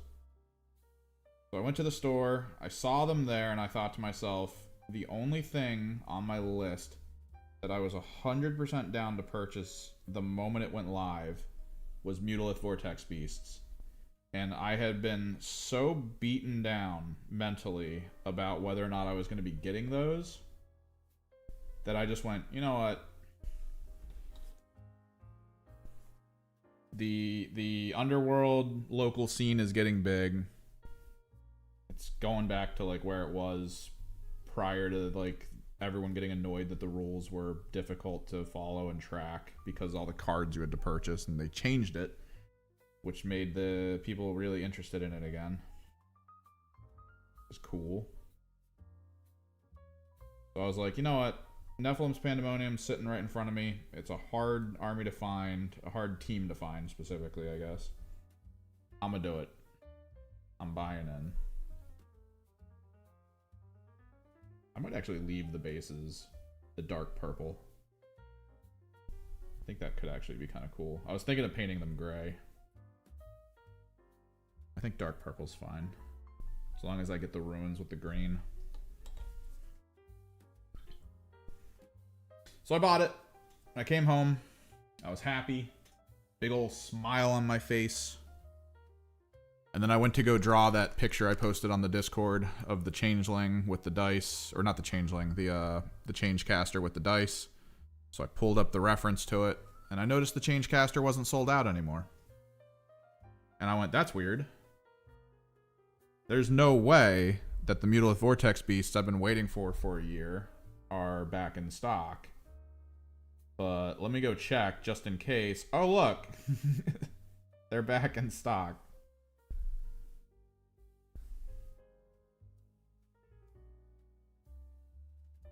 The day I finally broke and purchased my Underworlds team was the day I then had to spend $180 finishing out my Mutalith Vortex Beast collection.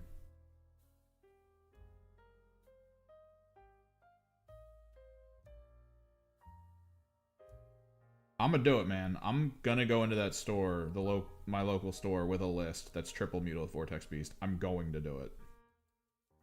It's gonna have Demon Prince leaders.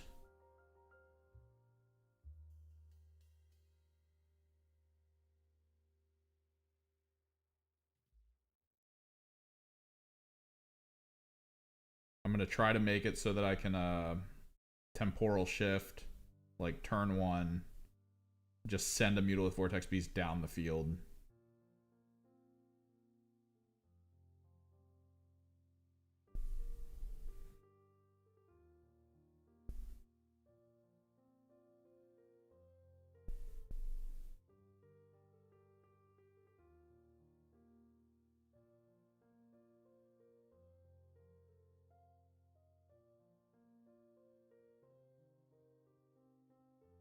Use my freaking Enlightened Zangors as a backline task completers. I'm gonna have blue horrors on hand. I'm gonna have the weirdest freaking Thousand Suns list in the entire region. I'm gonna make it win.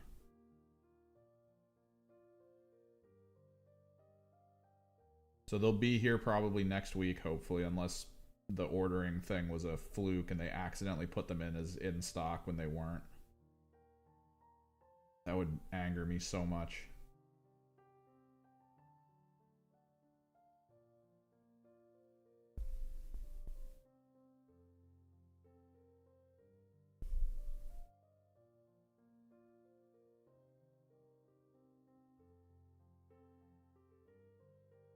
Alright, we gotta pick a color for the armor here.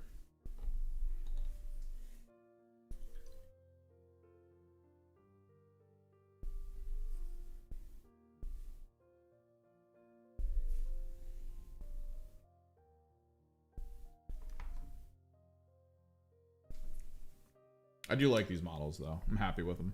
And the fact that they're able to be used with AOS is nice. Because now I have options for my Disciples of Tzeentch. More so than I did. I need to grab silver.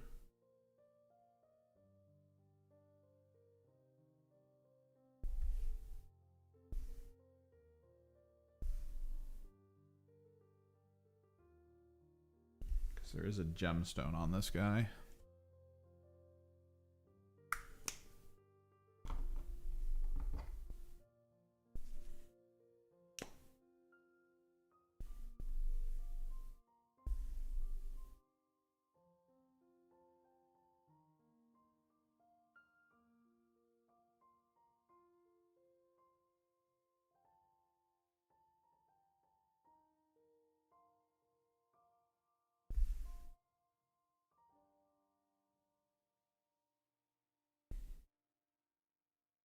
They apparently changed the rules to not be so obnoxious, is what I'm hearing. We're gonna find out.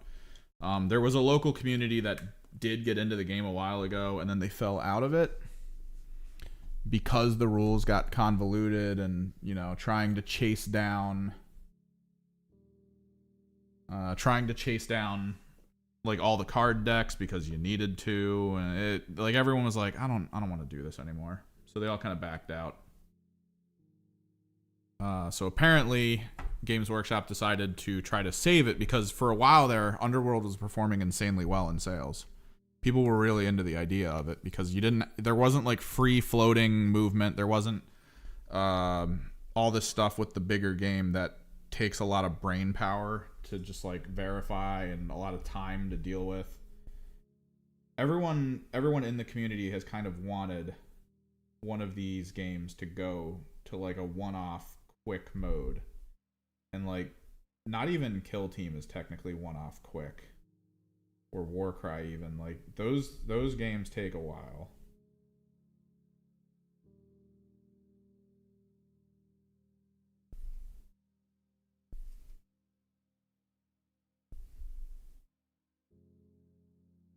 Oh, this is armor. I'm actually gonna do it as armor then.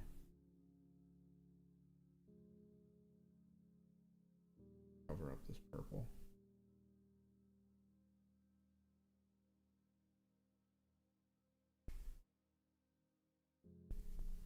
Underworlds is that game. If you look at the tournaments that involve Underworlds, Kill Team games 2 hours are the guarantee. Like that's the speed you need to hit if you're trying to like play the tournament. You need to be able to play for 2 hours and get the game done.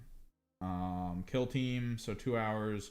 Warhammer 40k, 3 hours. That's your speed. I think AOS is 3 hours as well. Is the tournament timer for that?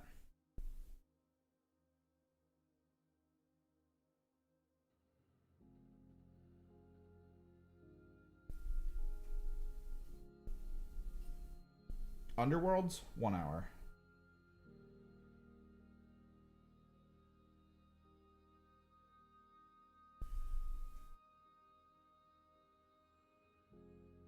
You do use dice. It is specific dice. You do have cards.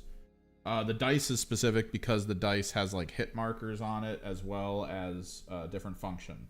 So like if I have, from what I understand, if I'm fighting a unit, right, and I have 2 units in range of it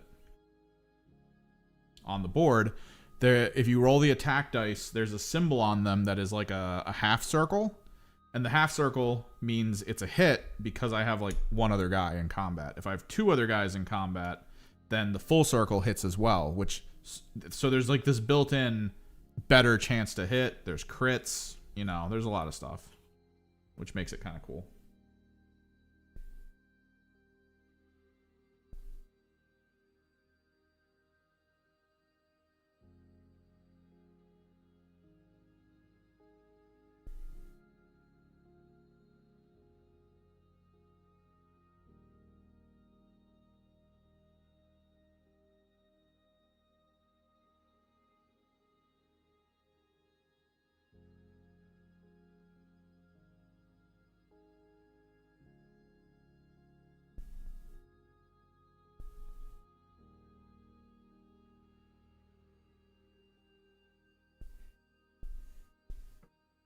But then you have cards, so you can enhance units. You get missions off the cards randomly. Pretty cool. Everything I've seen about it, at least, is pretty cool.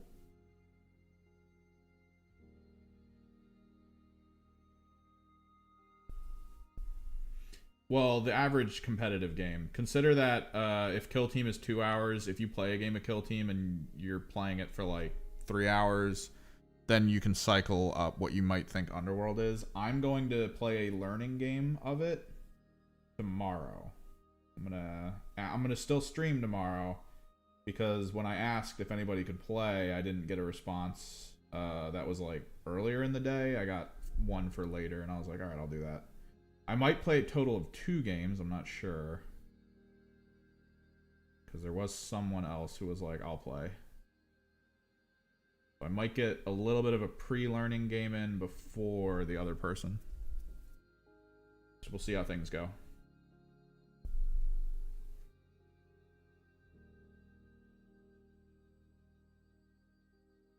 He is almost done. Oh, I gotta do the wrist armor on that arm, and then I gotta do the book. So it's super quick, which is good.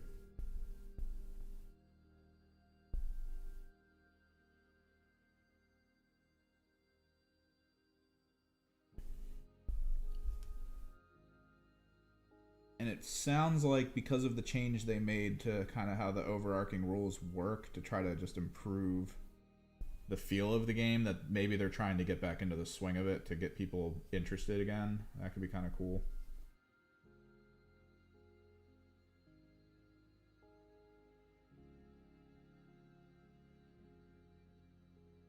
Because Ephelim's Pandemonium came out, and then the next army came out after, but then they decided against releasing solo boxes, as far as I could tell, for Ephelim's Pandemonium.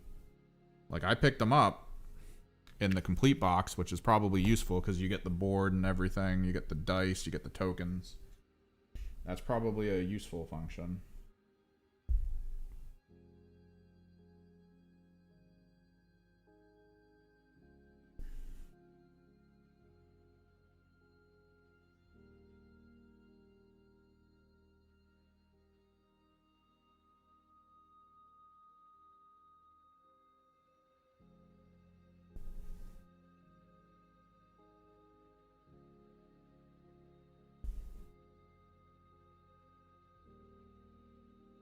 But part of me just kind of wanted just this team. Because now I have a Stormcast team that I don't know if I'm going to play. But at least I have a second team. Because if people outside of like the local group want to play, like if I want to get my friends to play, maybe we do a battle report for you guys from Underworlds. Then I at least have teams for them to choose.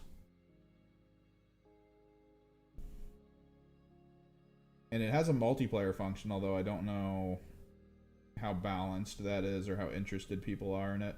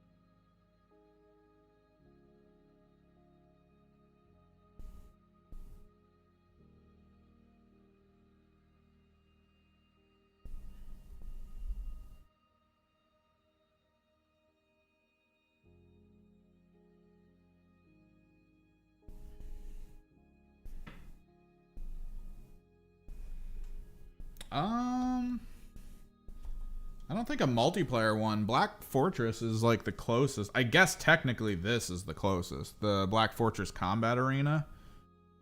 But like it's not really the same. So I need a book color, which I think I'll just go flesh tone actually. That could be good.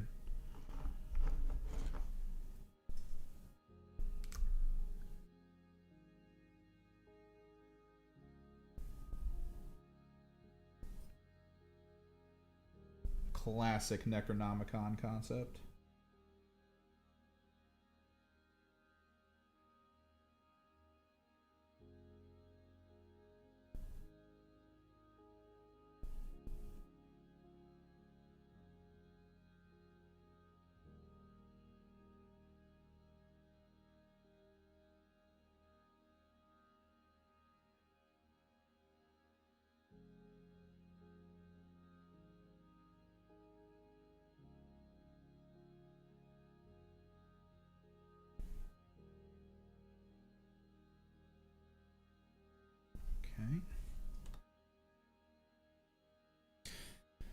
They do.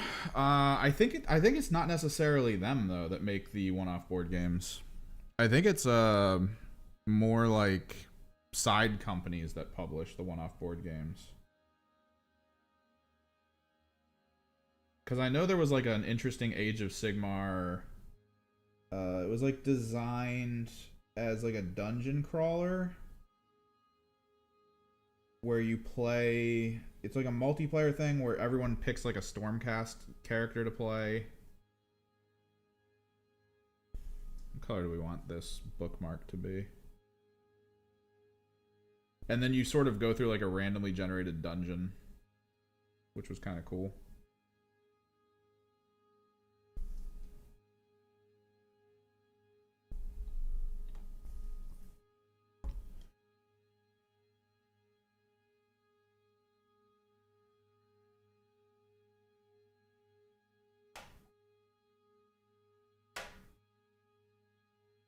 Where's my silver?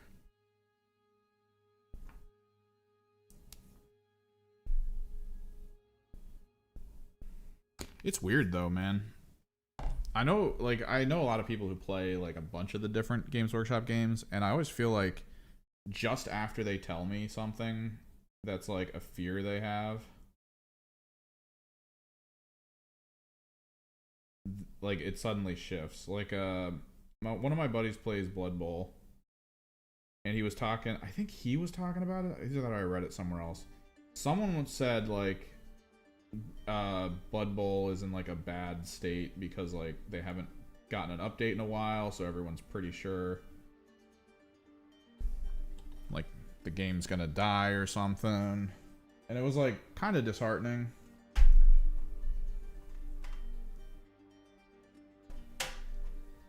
And then like they just out of nowhere announced like some updates to it. They're still doing it, and like just out of nowhere. You're like, oh, alright. Not so bad. There was a D&D style game. I think it was called Inquisitor, but I don't know if it was published by Games Workshop. That's another one of the weird ones where maybe it's not Games Workshop that published that. I'm not sure.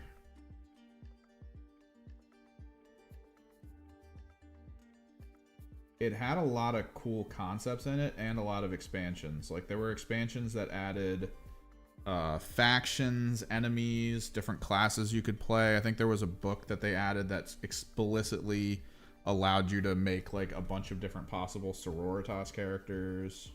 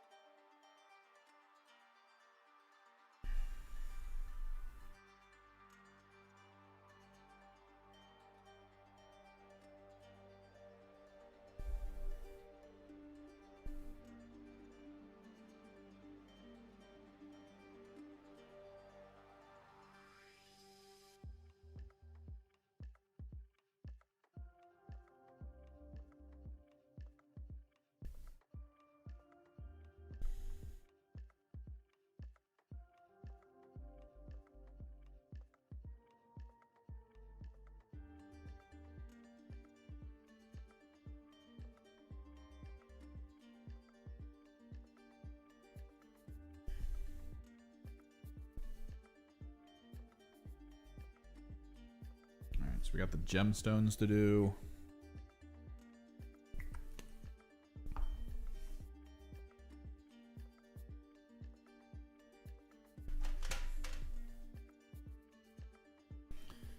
Yeah, I don't think it was published by Games Workshop. I think it was outsourced because Games Workshop does outsource stuff a lot because they figure if they outsource it, it'll potentially grow their brand. Because the outsource of it is like it's less work for them. They get royalties from it a little bit. And if it blows up, then like all it's gonna really do is it's gonna make them stronger, right? So like that's why they seem to be pretty okay with outsourcing stuff like that. We need Bone Tone, not Mummy specifically. We need...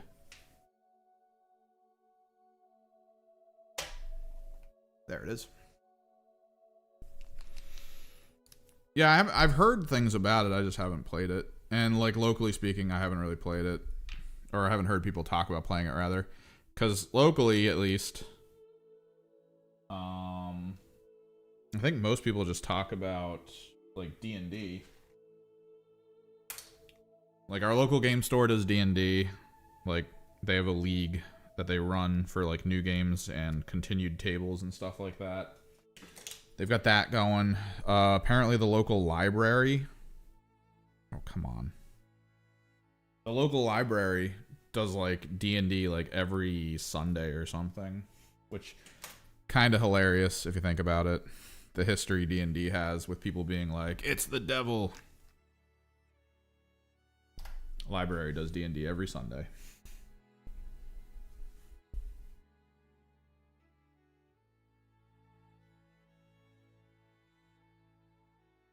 Let's get some of these teeth.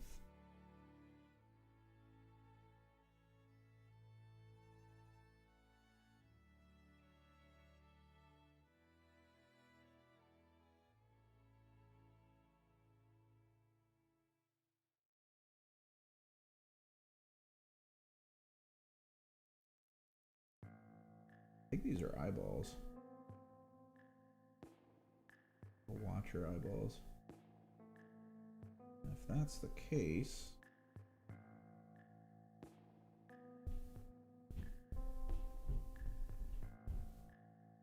I have an idea.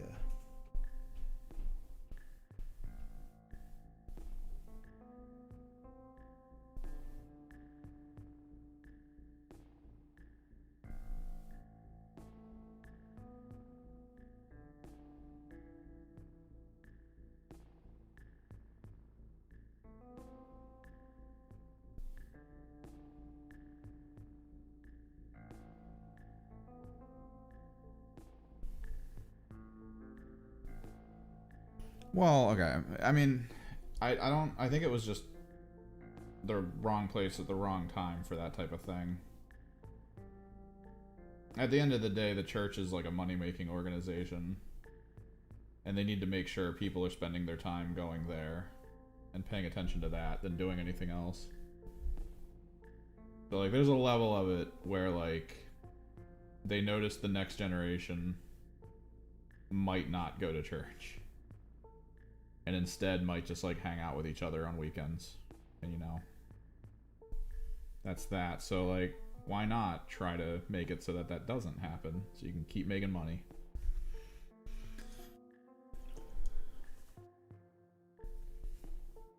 And everyone wants, like, a villain in life. Kind of like the goal. Always have a thing to be fighting.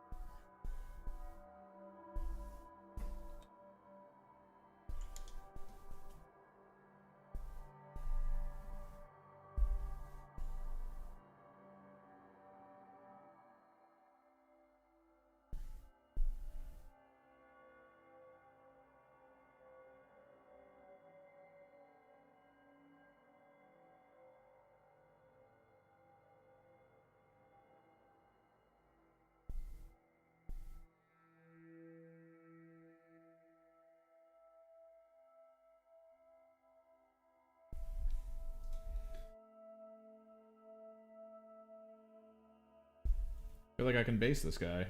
Or girl. I think this is a female demon, potentially. I mean, it's a demon, so it's kind of amorphous. Ambiguous. But yeah, I think we're done here. Gemstones in. All I can think of doing, maybe, is changing this stuff. Dude, it was music. Music tends to go the route of this is satanic. TV, video games of all kinds. Everything. People just need something to fight. To try to keep their own system of existence going.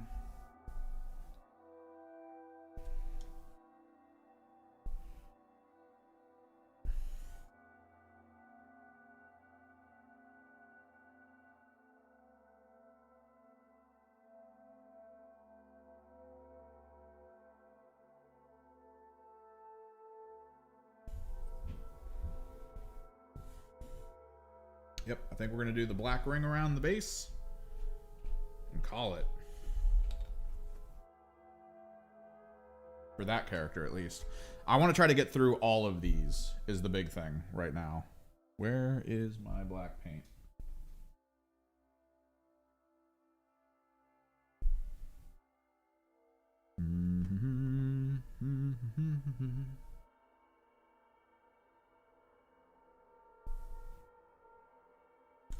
There it is.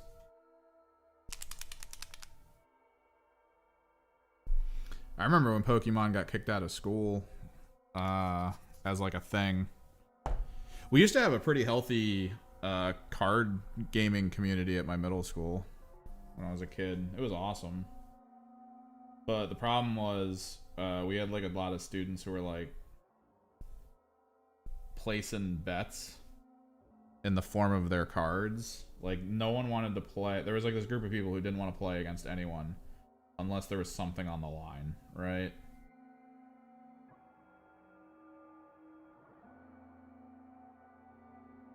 And that got out of hand. Cause like the kids would of course take the bet, being like, think that, because I mean, we're all kids, we all have that like immortality complex. So there's that thing of like, oh well, there's no way I'm gonna lose, so I'm not gonna lose my card. I'm not gonna lose my Pog or whatever the hell else we're playing. And then, but someone always loses. Like, this is how it is. Maybe you don't get the cards you thought were good, and that's it. You lose your card. So, like, all it took was a couple kids going home and crying to their parents about losing. Immediate, just like opening we did, what was it? What are those called? It's like a school assembly. There it is. We'd have a school assembly and it was just like, hey, if we see you with Pokemon cards, that's it. We're taking them. Like, we're not dealing with this crap anymore. Your parents are calling us and complaining about shit you guys are doing.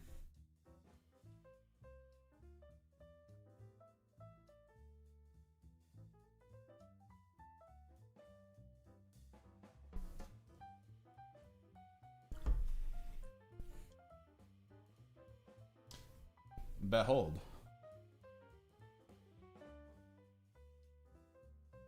Alright, let's try to power through one of the demons at least, if not two.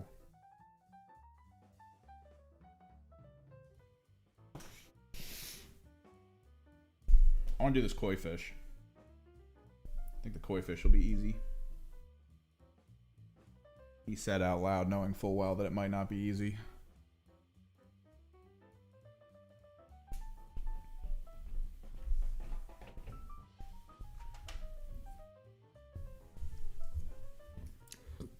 We're gonna do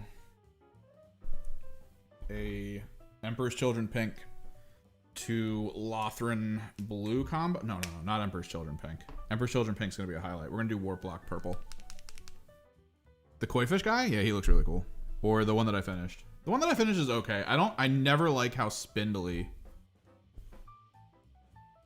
a lot of these units end up being. The spindly nature of them is just obnoxious.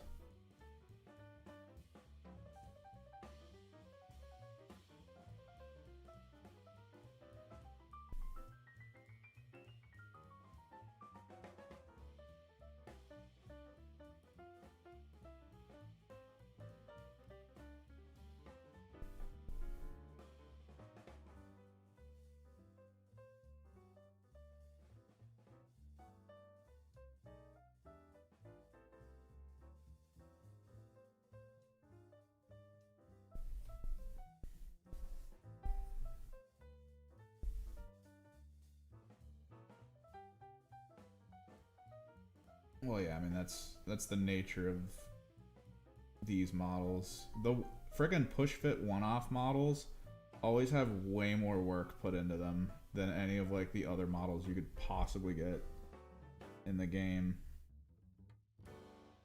Which kind of sucks, but is also like, yeah, I get it.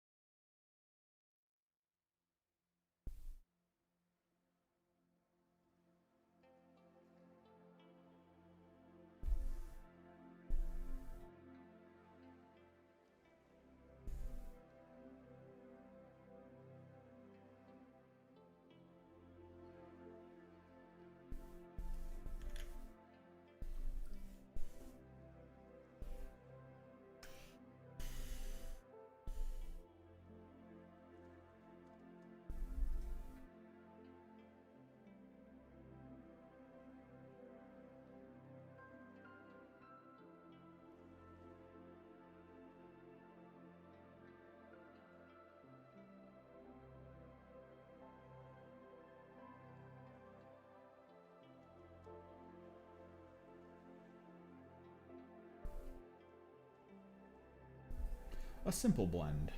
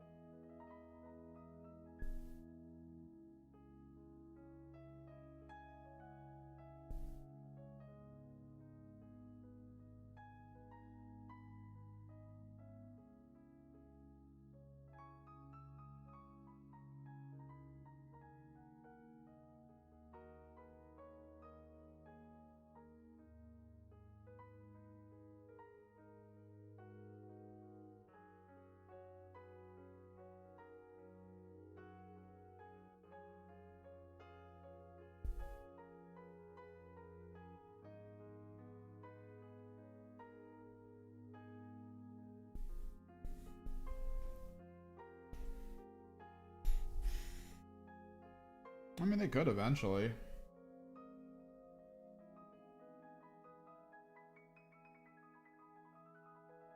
I mean, now's definitely the time to do it because we have a pretty sizable selection of like really cool things in AOS, and I feel like the uh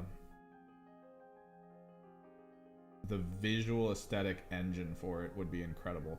Personally, I don't know if you've seen the animations for the Cities of Sigmar stuff, like the group that like lives in one of the cities and goes into like the under part of it. It's kind of like Necromunda for AOS. It would be cool to just make like a giant open world city like that, like the City of Sigmar type situation.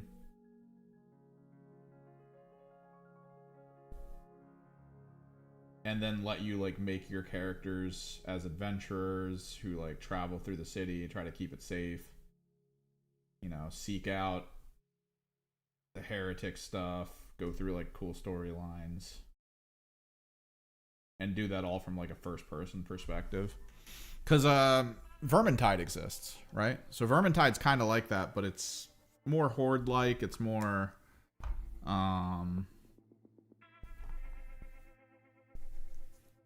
it's more Left 4 Dead. But I'm guessing you would want something like PvP oriented. And I think that could be cool. The issue is how. Like, probably one of the biggest problems with going into the PvP side of things is picking the factions that kind of work. I think AOS is better for it because you have the alliances, right? Like you've got life, chaos, and death.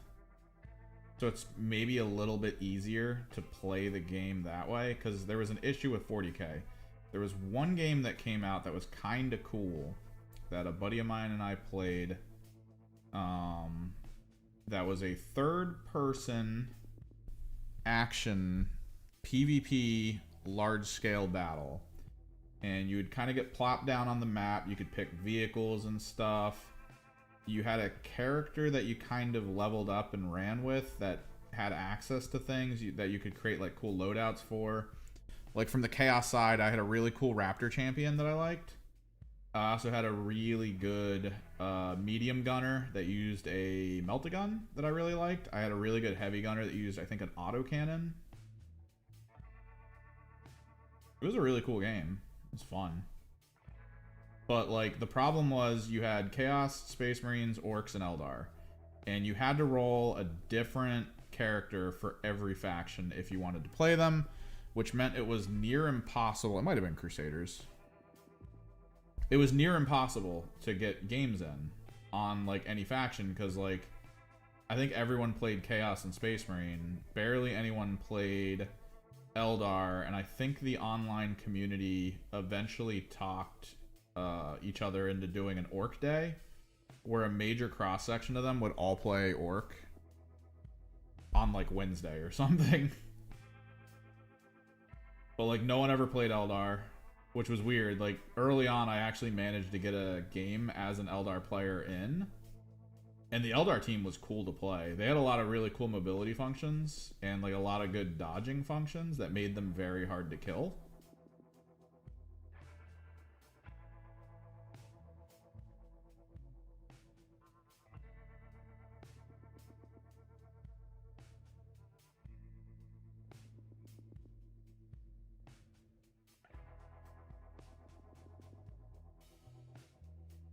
But like no one played them. So after a while, like you just couldn't find games as those character classes anymore.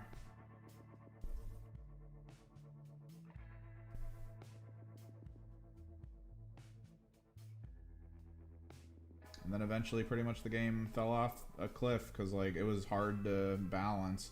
The idea on it at its core level was great because it was the original plan was you would do a campaign, right? Like the campaign would last, I think it was like a month or something. The map would be live. It would push units back and forth. I think they cut the servers off. So if the community's playing it, it's because they took the servers or figured out how to do the server information themselves. Like I remember the announcement that they were shutting the servers down. I had a lot of fun in it. Oh, I had my friggin' Raptor, I think had a Power Fist. I think that's the one I gave the Power Fist to. That was always great when a tank pulled into a one of your bases and I'd come running out of a building in the direction that the tank wasn't looking. And I would just charge up the Power Fist and one punch it into oblivion. Since it actually caused the tank to move. Like, it actually caused impact to the vehicle and would toss it. And on some of the maps, there were, like, ravines and holes that you could push it into. It was great.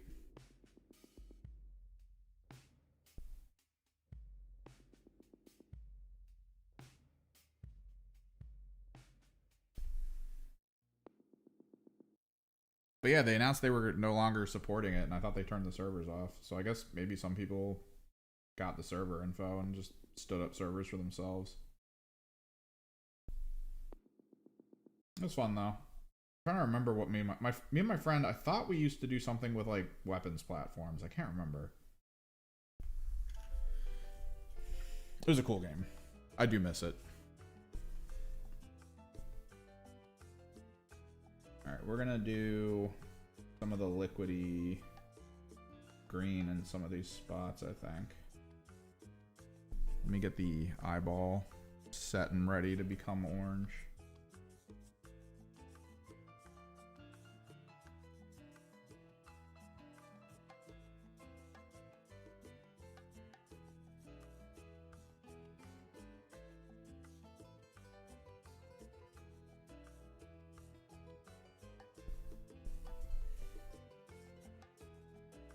You don't really need much on this guy. I think we might do something with these. I might do like Sybarite on his spines or something. Maybe some of this green. Because this green's not bad. It's just Army Painter green from the old layer set was not good.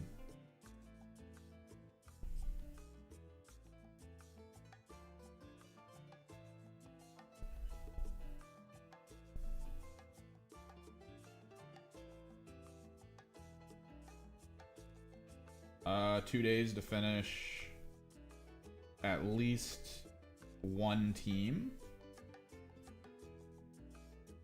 so that I can have them on the board. I have this issue. It's not really like an issue. It's just more of a personal mentality problem. Where when I play a game of 40k or anything within the Games Workshop, like any kind of game that involves you having to like preemptively do stuff, like what we're doing right here, I need it to be painted. I need it to be painted.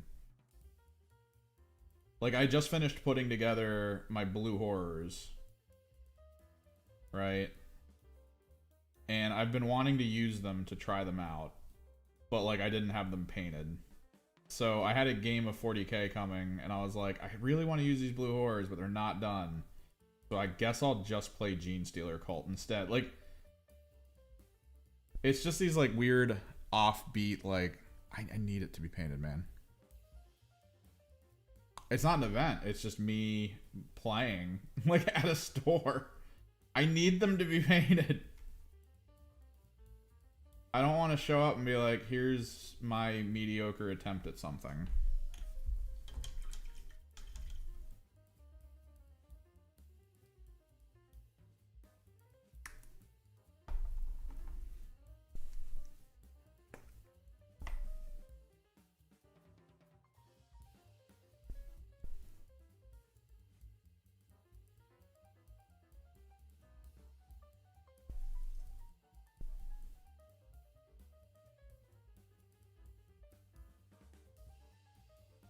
I don't mind rush painting. Because you can do it really easily now. Not really that big of a deal.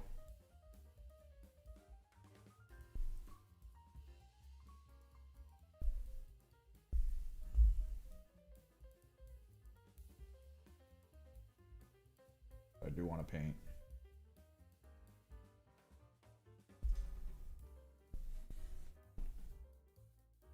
Yeah, koi fish. Out here koi fishing.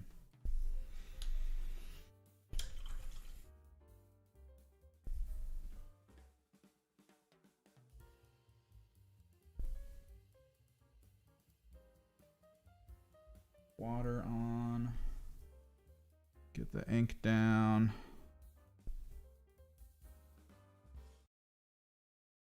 That's fine. There's just techniques and methods you can implement to circumvent the need for speed.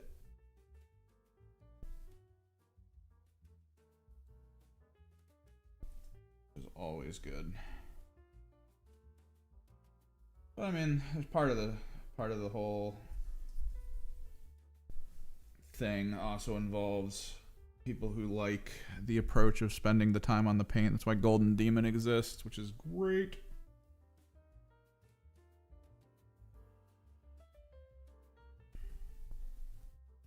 Only a couple cracks on this guy, so I don't really need to apply too much of the flowing ink. The white.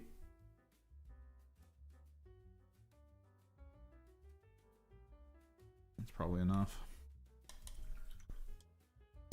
Koi Demon.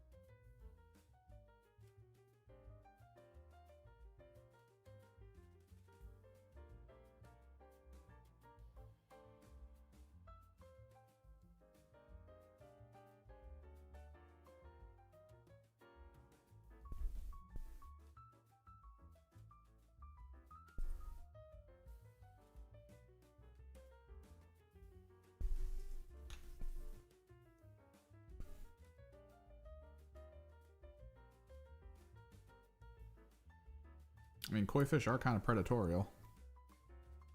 A little bit.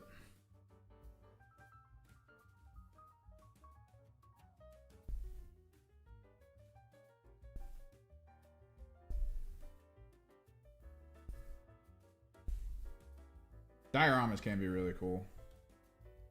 I remember, I do love the Golden Demon stuff. I would love to like get serious one year and make like a serious thing for it,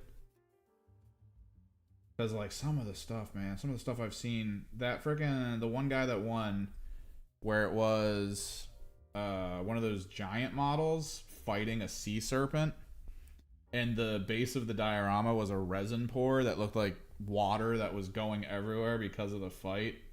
Oh, that looks so good. That looks so stupidly good. I loved it. I'm actually going to moot green his tail a little bit.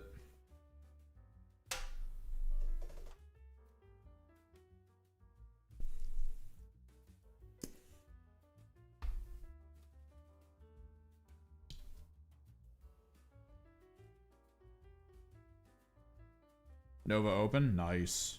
We have a Discord you can post them in as you do them. Always good. Cool to see projects like that. Stay inspired.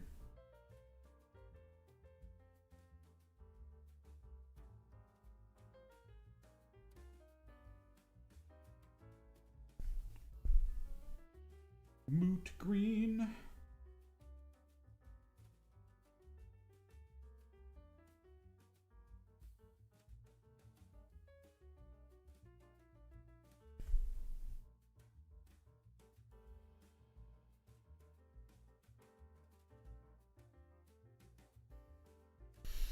Koi fish done. Well, actually, before koi fish is actually done, gotta get the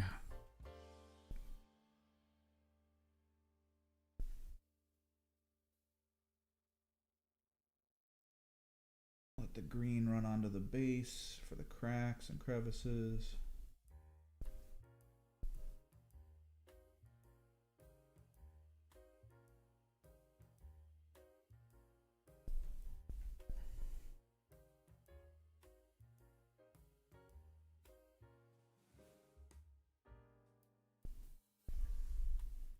High flow white might actually work.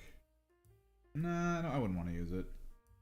I still think just doing water with the white ink is like one of the better ways to get the crevices.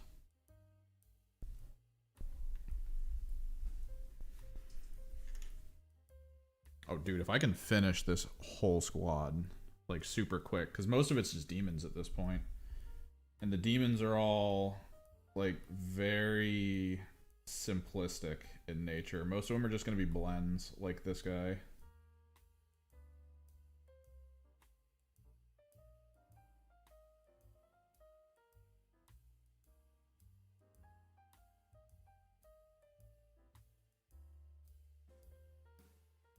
Like, I think we'll do this tiny pink horror thing next. And then we'll do the sack with teeth.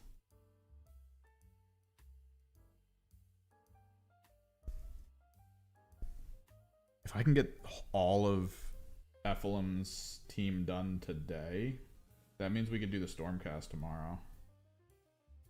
Because I think the Stormcast would actually end up being good.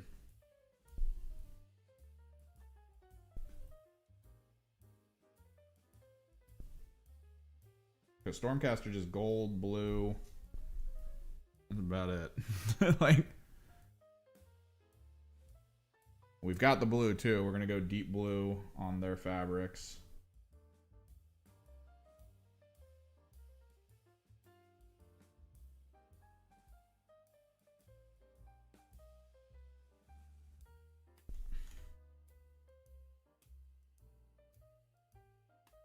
Oh, gotta magnetize these.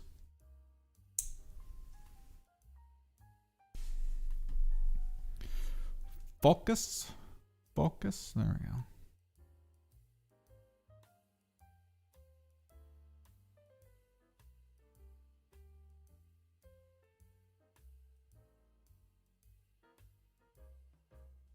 Such a good koi fish.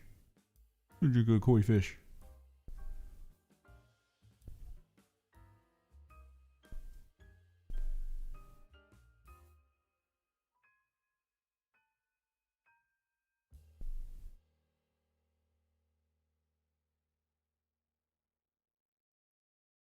How you gonna do the wok oven? You gonna do you just gonna make them orcs that look sorcery-ish, or you gonna like put them in? You're gonna make them look like they're busting out of Warp Coven armor.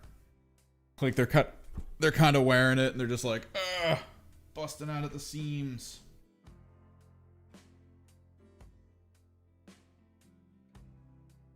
Alright, let's try the mini guy, because mini guy is gonna be easy. He's actually got the hardest part on him is going to end up being his base.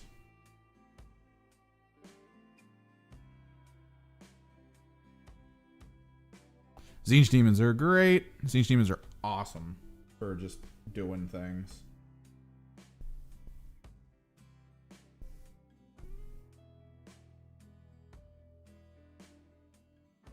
And, cut the water down a little bit.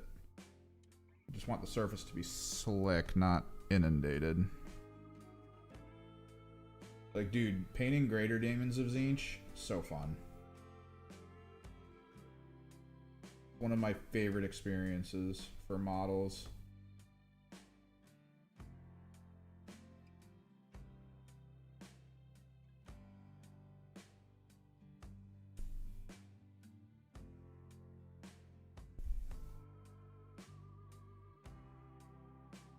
Oh, nice.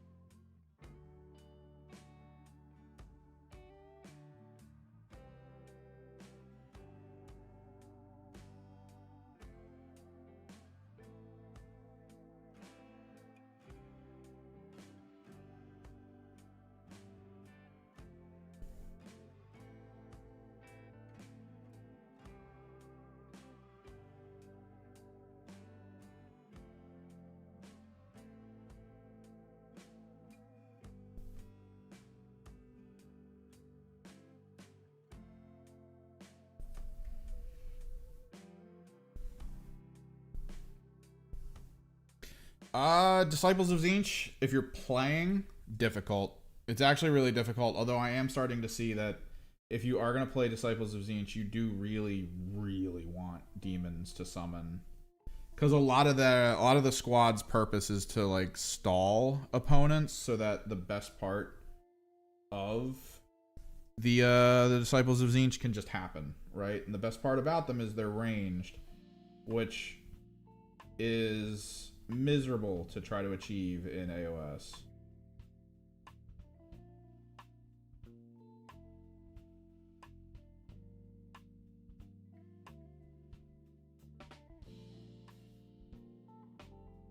Like, AOS and ranged doesn't always feel that great. And the whole point of demons from Disciples of Tzeentch is to basically get, like, a couple points so that you can summon, like, a small group of them somewhere. And that's, like, all it is. What's up, Anthony?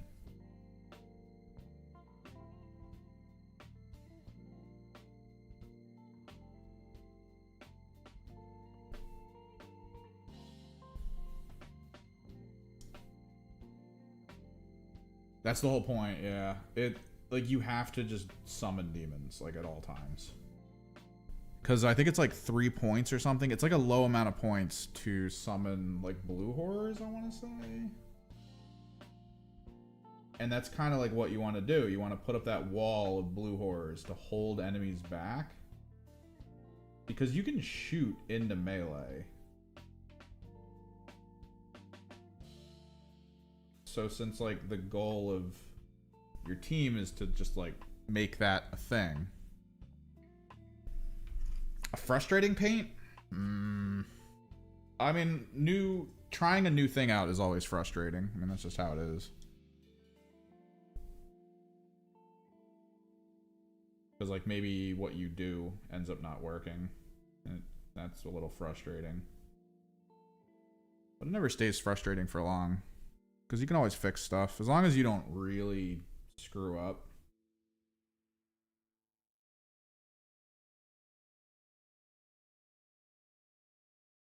Like, you're probably going to be pretty good.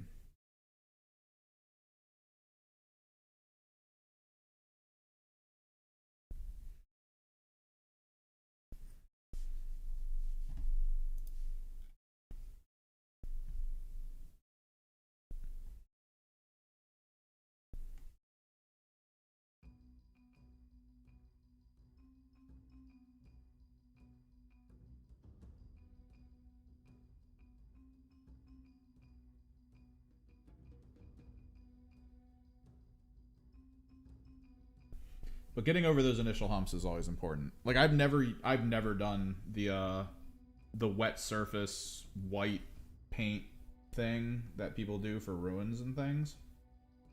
We're literally doing it right now. Because I saw a video where someone was like, yeah, it's thinner and it's usually thinner and what is it? Freaking oil paints. That's always, they're like, yep, thinner and oil paints. And it's like, oh. And then in my head I went, I can probably do exactly the same thing with water and white ink. And here we are. Breaking surface tensions with water and white ink.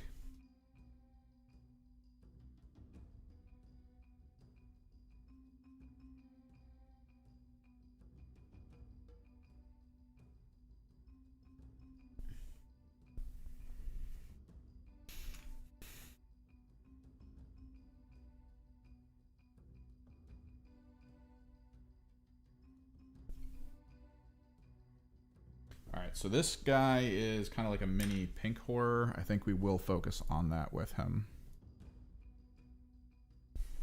I think we'll do that. We'll start with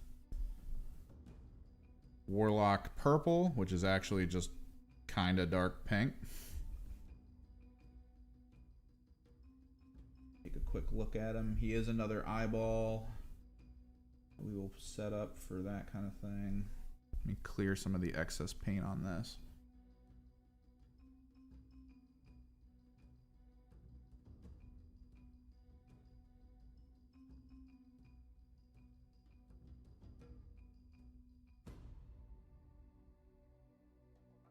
There's a couple pieces of jewelry, but this guy's going to be fairly easy to finish, I think.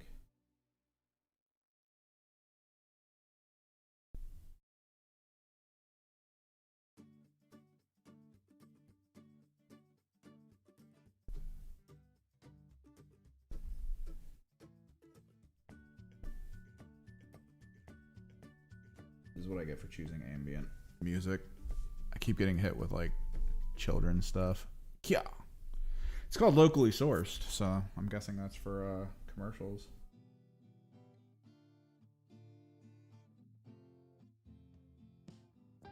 I swear to God, I've played games on Steam from, like, indie companies and the music in the game feels like it came from YouTube's creator studio. Like, it's just really weird.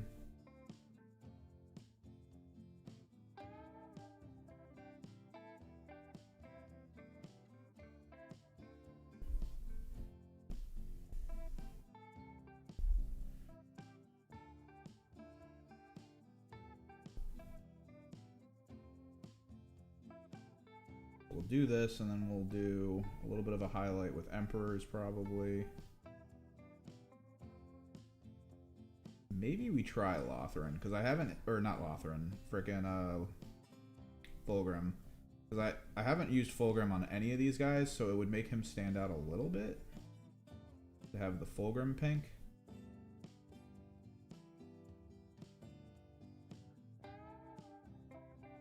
As a highlight, that could be kind of cool.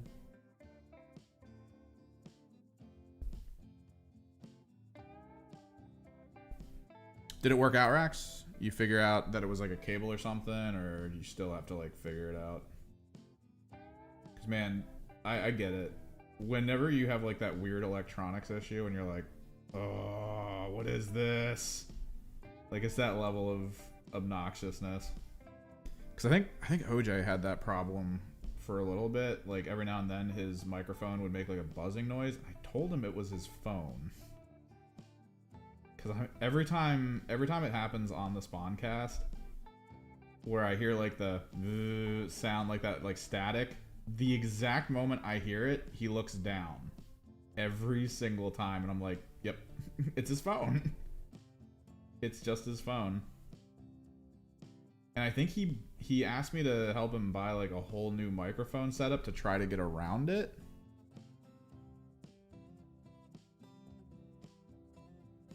Oh, okay, good.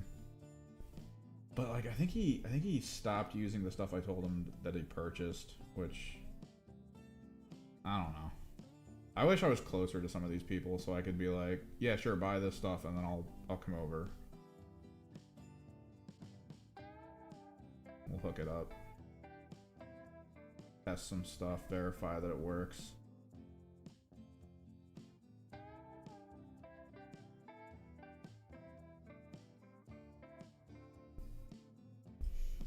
Just want to reach these kids.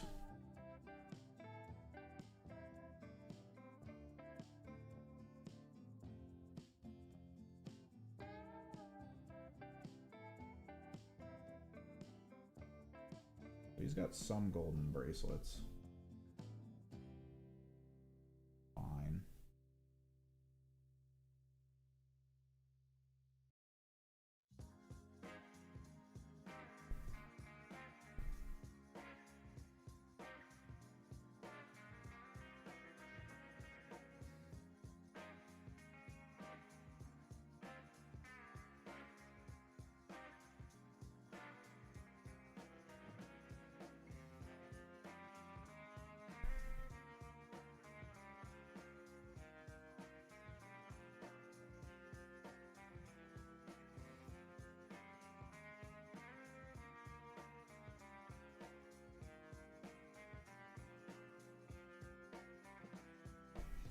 I do love that Fulgrim Pink is basically just slightly lighter and way more watery Emperor's Children. Dude, like, look at that. You see that little mid bar of just like, ugh.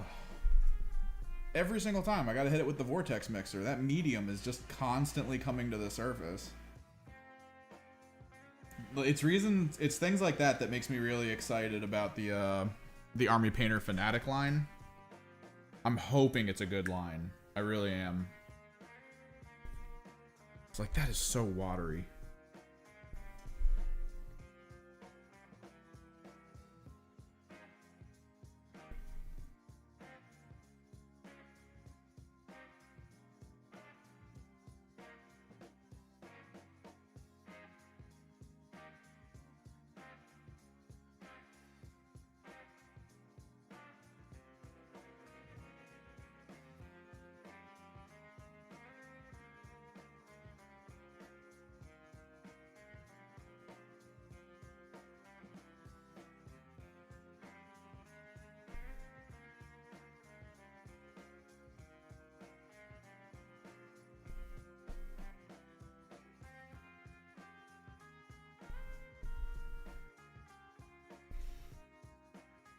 Yeah, I wish I had some of that pinkest pink pigment.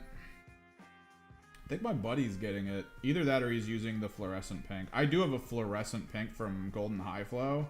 And if you do that fluorescent pink over white, oh my god, it's so bright. It is so stupidly bright. I love it. But yeah, he's gonna try to do a hot pink Dark Eldar.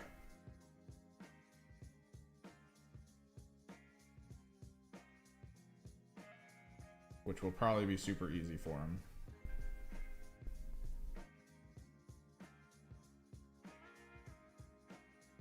Since most of it's going to be airbrushing.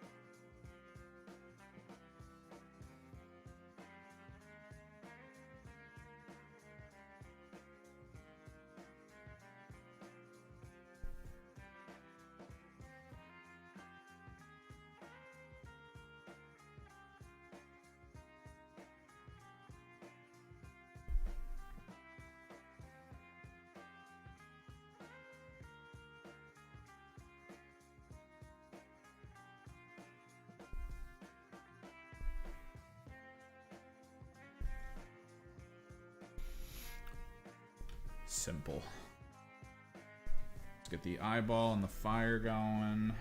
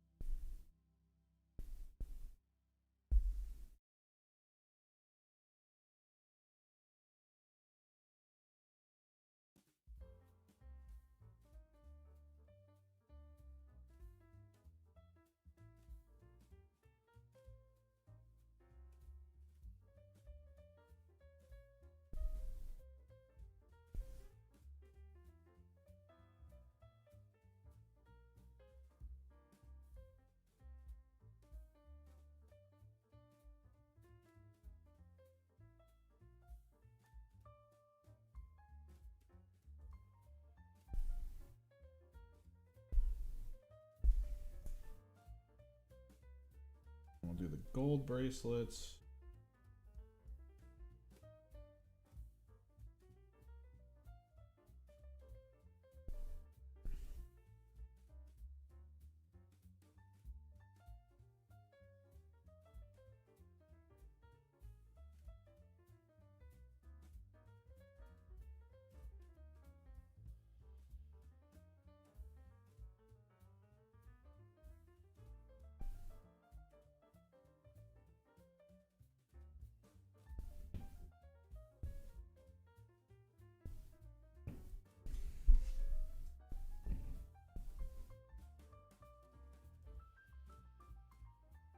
Super quick, super easy.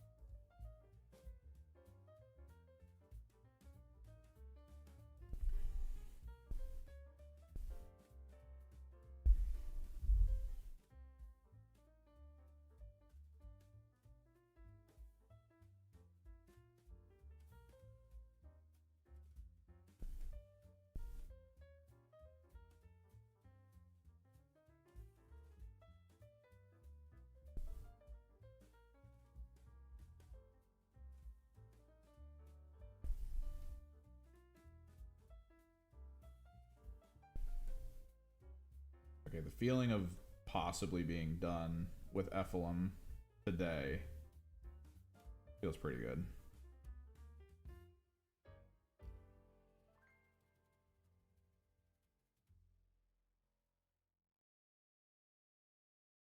I feel like tomorrow we'll be able to spend most of the chunk of the stream doing Stormcast, and then maybe a good piece of the stream talking about the rules of Underworld, so I can have at least a baseline understanding of the game before then driving from here to the store to then play potentially 2 Underworld games.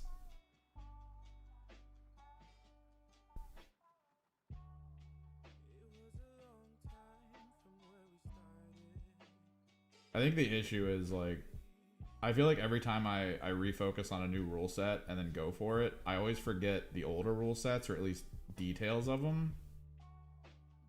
I'm still having the hardest time in 40k remembering that I have to draw my missions at the beginning of my round.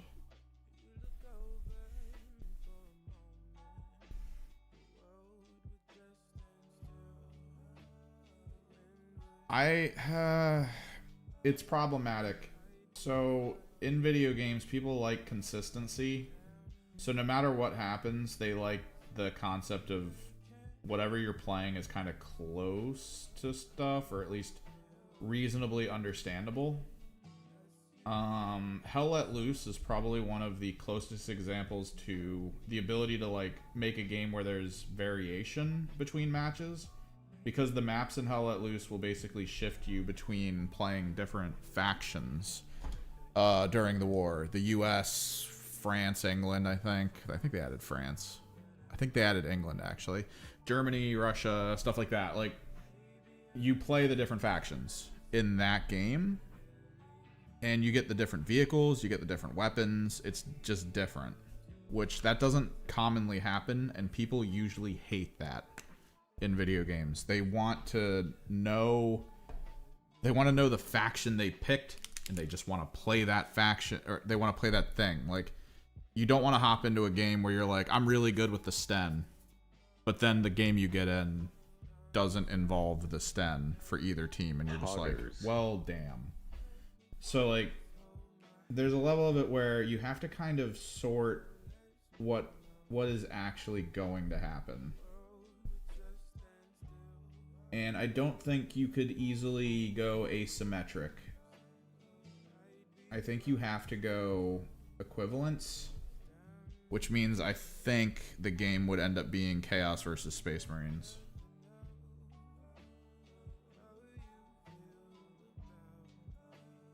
And that could be cool at large scale. That could be cool. Get some vehicles in there. I'd love to pilot a Dreadnought around on a large scale match, or rather a Hellbrute, I guess, at that point. I don't know how they would let me do that. I don't know if you need to, like, build up points and then declare, like, oh, we're unleashing our Hellbrute kind of situation.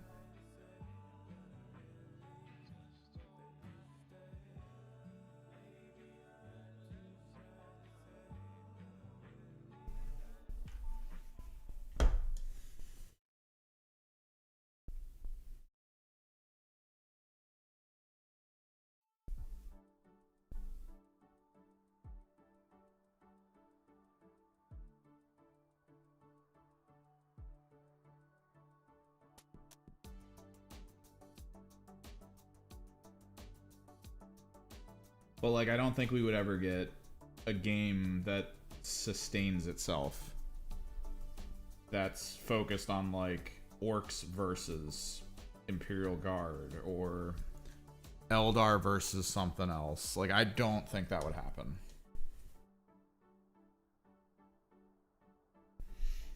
Because, like, if you're a person that just hates playing Eldar, you're not going to want to play that game. Especially if it forces you to have to play Eldar in a match.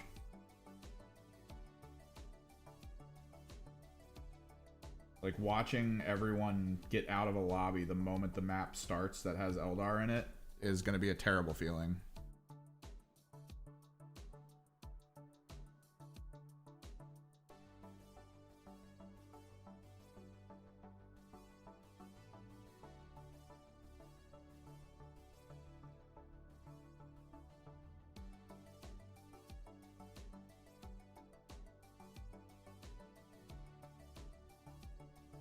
Because, like, Battlefront, even though technically it shouldn't have been this way, it at least tried to even out, like, the teams by at least having, like, oh, well, you have these fully automatic guys, you have these standard troops, and they always felt kind of similar to a degree. So, like, there really didn't end up being, like, a lot of, like, bad variation between the two things. So even though it was kind of asymmetric, it also wasn't a little bit.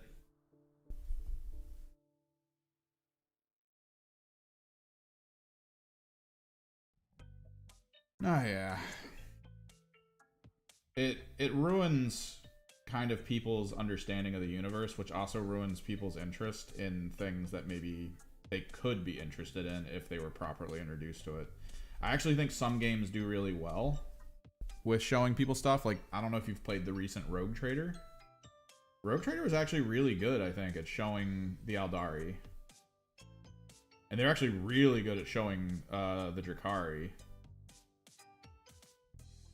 Like the Dark Eldar. That was crazy. I did not expect that much of a peek into Drakari lifestyle.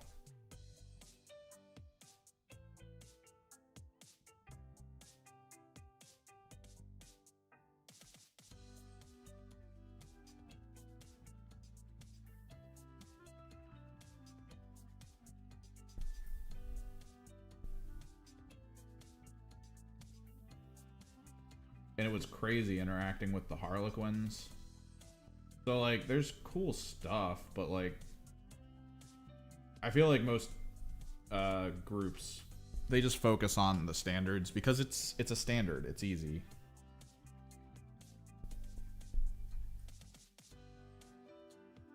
I mean, the Space Marines are a poster child for a reason. And even though the general endgame story sucked, the Fire Warrior was, like, crazy to pick up. Because, like, I just out of nowhere, early on in the life of Games Workshop video games, all of a sudden we had that game that was like, hey, we're going to show you not at all the humans for, like, most of this. And it's like, what? Why would you do that?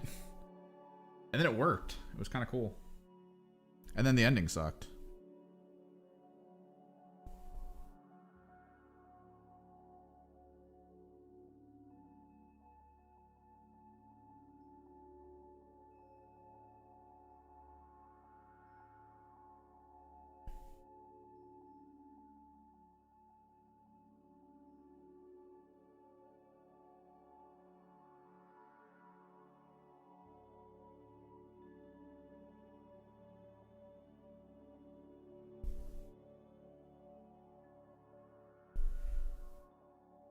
But, like, thinking on all the cool things that happened in that game. I'm trying to remember if that was the game that had the Titan in it, or if that was the first Space Marine. It's been forever since I played those. I think it was Fire Warrior, where you were on the back of a Titan for a little bit. It was either that or Space Marine. I can never... Both of those kind of bled together for me a little bit. I do remember in a Fire Warrior, you go into one of, like, the prisons, the Imperial prisons, which, like, for the most part, in all games up to that point, you never really saw, like, the underworkings of anything. So, like, being in Fire Warrior, experiencing an Imperial fleet ship trying to board your ship, that was cool. I did not expect that.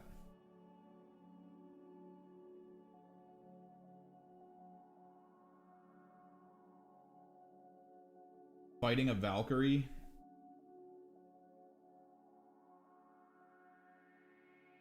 in, like, part of a hive city, that was pretty cool.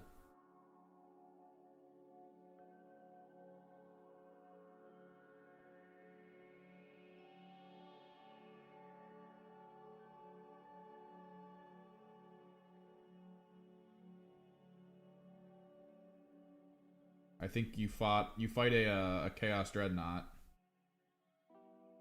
in both games, I want to say. I think I remember it in Space Marine, but I think I remember fighting one in first person as well.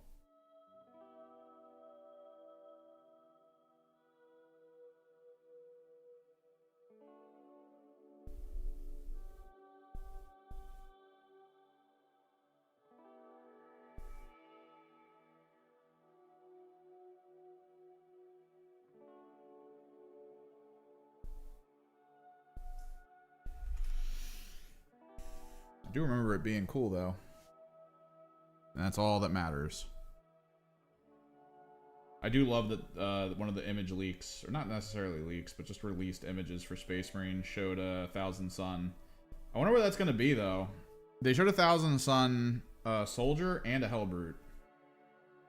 So I'm guessing the Tyranid thing is kind of like the first game where it was like the orcs. And the orcs were like stage 1 of the problem.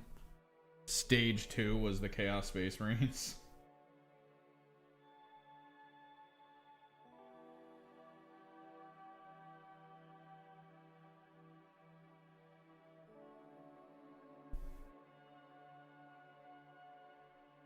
And I think we're going to get more of that in this.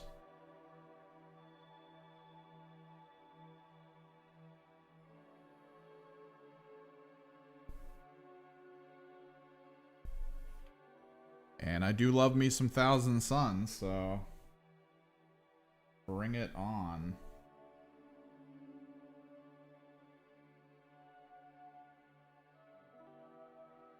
Which also hopefully means that in multiplayer you can play as Thousand Suns, which would be great. I'd love the hell out of that.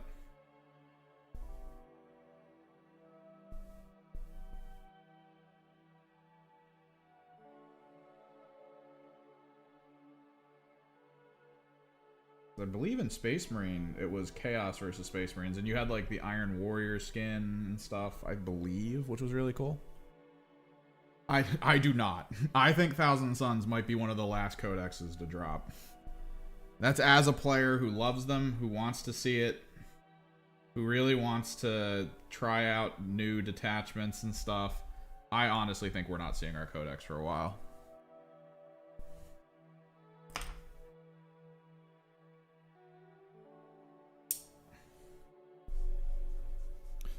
Focus. Focus. Simple little pink guy. My little pink demon.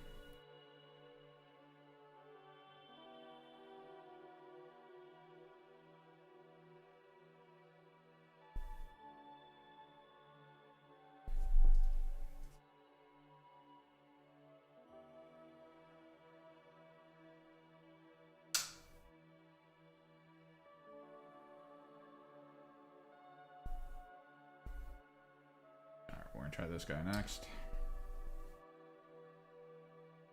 No, they 100% need a new combat patrol. I would be happy with like literally that. Like if they were like, oh, by the way, we're not gonna do Thousand Suns for a while. I'd be like, no, and then they'd be like, but we're gonna do this combat patrol. I'd be like, all right, fine.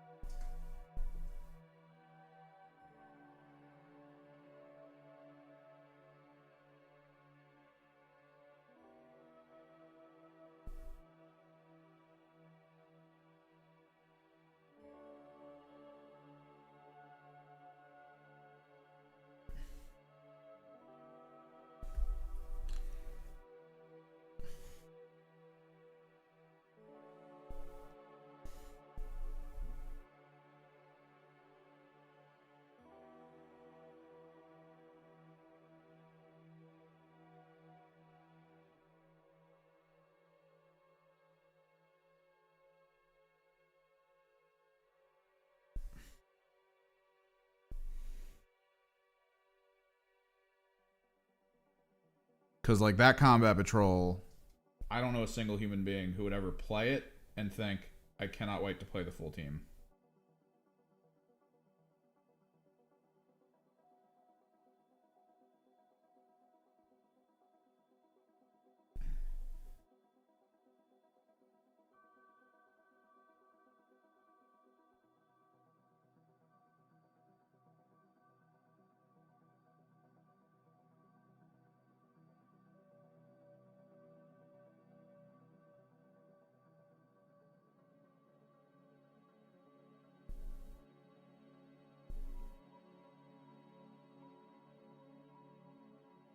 To me, that team is a warning.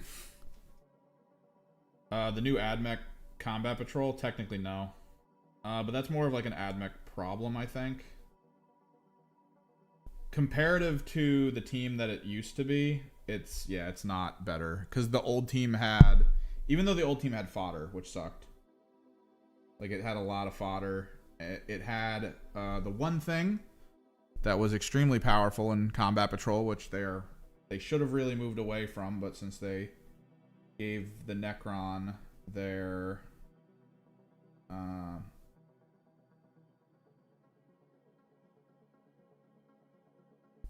Doom Chicken back.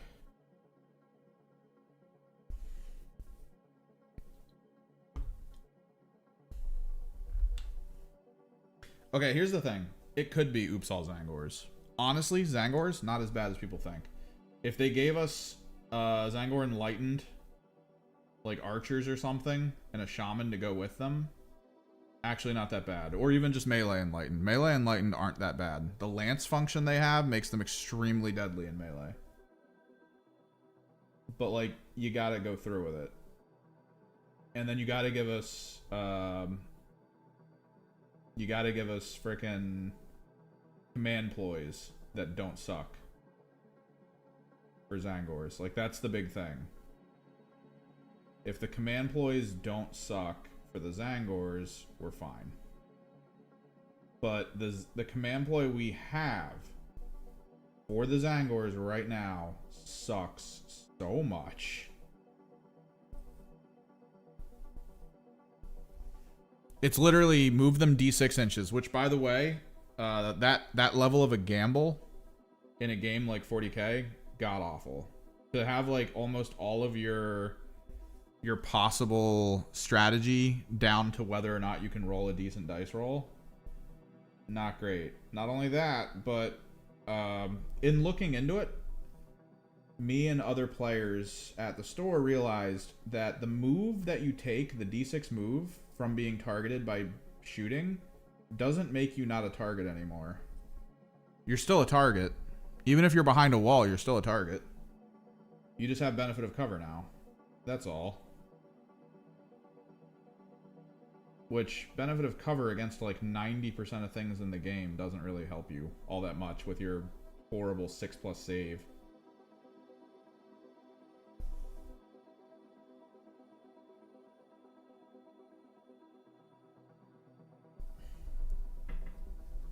There we go. Light bars and crackle, baby.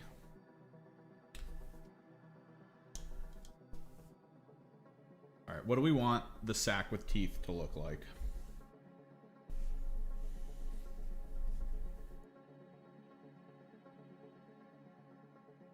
I think we start with purple and then we go into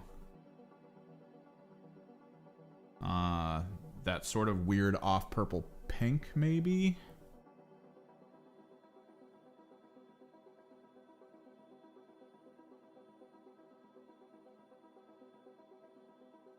Since took a hiatus, I've assembled a few teams, but I've been watching some of your videos recently. I haven't been reinvited, blah, blah, blah, blah. Thank you for that. As an essentially new player, Death Guard aren't bad. Death Guard, okay, so the part, hang on. Where did my dark purple go? Or rather, my light purple. There it is. So, the negative side to the Death Guard is your mobility, right? So, you need to figure out internally within yourself how you're going to deal with the bad mobility. Which, honestly, isn't a bad deal. It's not a problem. Not that big of a deal. Their durability is forgiving, but you can't rely on it, because if you roll really bad on a Feel No Pain, it's gonna suck. But in terms of rules, their functionality for, you know, survivability and capability of doing things, I do honestly think Death Guard is a decent starting place, because they are generally really strong as a team. Even among bespoke teams, they're still pretty good, because Disgustingly Resilient negates a problem that all teams have to deal with, which is like injury and stuff, and you know, having to get around getting shot at too much. Like there's levels. Oh, this is okay, so that's mostly gold right there. So there's levels of like the team overriding pretty bad negative effects that normally any team would have to suffer, which makes it pretty good. Actually, one of the reasons I feel that the Tyranid Hive Fleet did so well in LVO. They took 8th out of 160 players, and I feel like a part of that is just the quality of their faction ability of avoiding wounds, which is great. You want that stuff.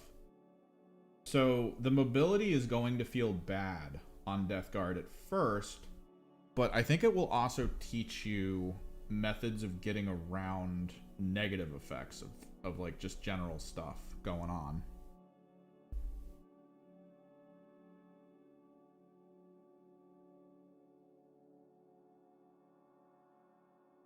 And again, they're forgiving because of their durability.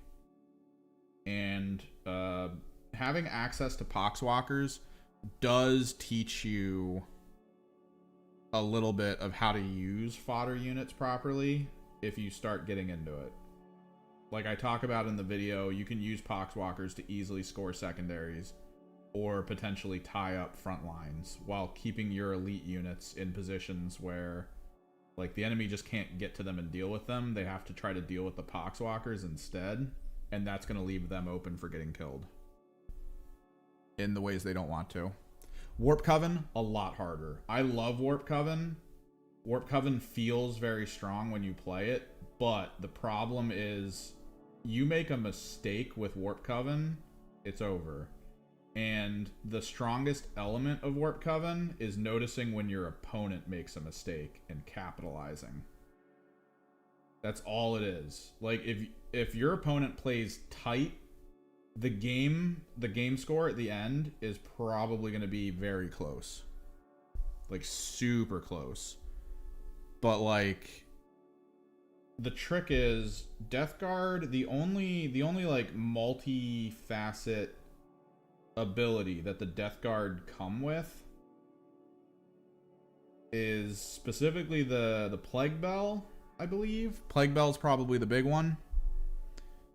And if you're playing around the Plague Bell, you're basically going to televise to your opponent what you're about to do. And that's all that is. Multi-tier stuff like Plague Bell causes that to be the thing. It just televises. Like, hey, this area is now a place where these units are going to be able to get to you, so, you know, deal with it. Haha. But outside of that, they are very much standalone. They can still do good work, even though they're slow. It just means that their 3 APL is mostly going to be used on dashing and moving in order to move full distance. They have really good weapons. Against fodder teams, they have a really good flamethrower because it's actually like a heavy flamethrower. One of the few from the Compendium teams, let alone in the game. There's a few more now, but they're still one of the better ones.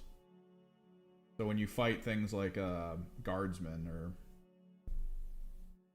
like Aldari stuff, you can easily take a flamer and just cause huge problems. Especially in close quarters. Oh my god, that gun in close quarters. But if you go Warp Coven, you're going Warp Coven because you really want to push yourself. That's all that. In my opinion, that's what that is. You go Warp Coven because you want to push yourself. You want to try to get to the cutting edge of needing to make sure your play is perfect and needing to figure out what you can do personally to capitalize on your opponent kind of like having an issue. There's no way that was the last song on this list. Okay, good.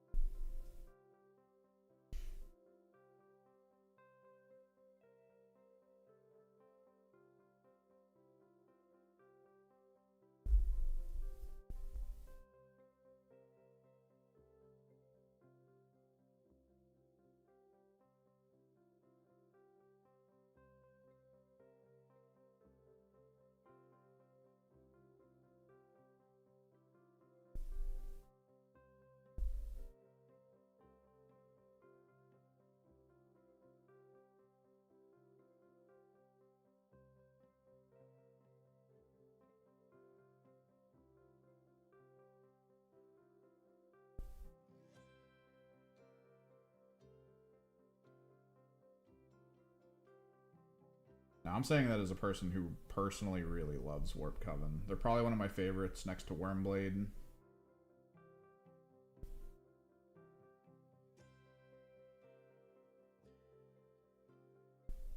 Do love me some Wormblade.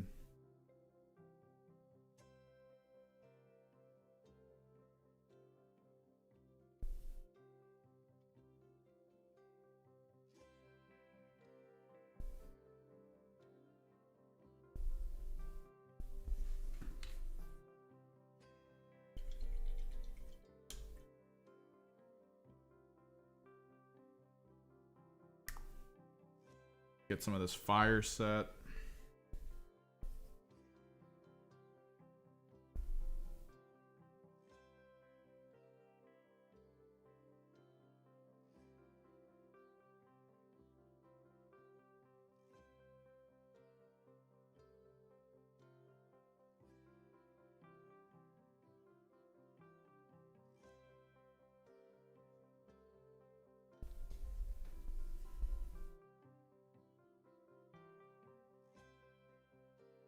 You got a local community to play with, though? You got people to get into games with? Because that could be cool. Definitely try to figure out how that scene feels, too. As with anything in nerddom, it could be casual and fun, and, you know, you guys could have a good time together. Or you could be about to bring Death Guard into a team of sweaters. Then it'll just, you know, feel weird.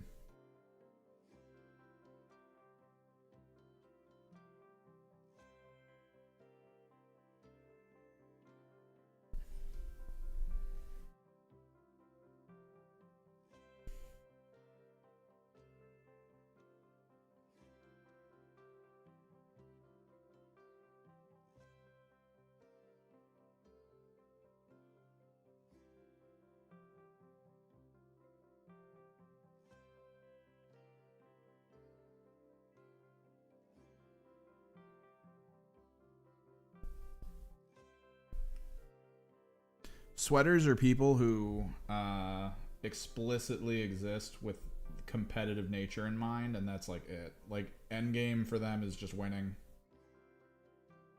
Nothing else matters. You know, the idea of it just being like a tabletop game that you're going to play and have fun with fades away. And everything, every action they take, everything they do is like exclusively to try to make you lose. Like, every level of it, even exterior to the on-board system, like the on-tabletop system, like, they'll talk to you in ways where they're trying to, like, get under your skin to make you make bad plays. Like, it is no bueno.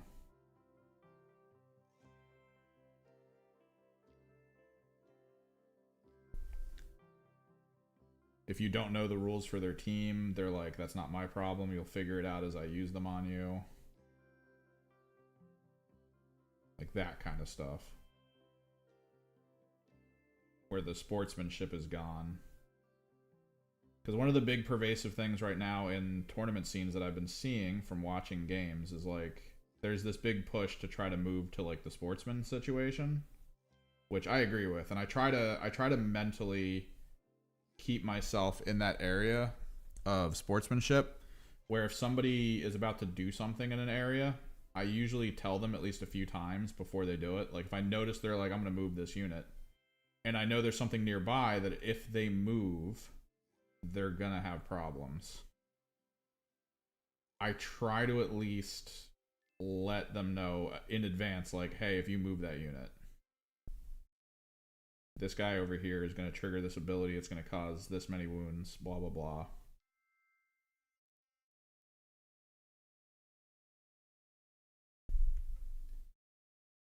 Whereas the sweater approach is don't say a thing.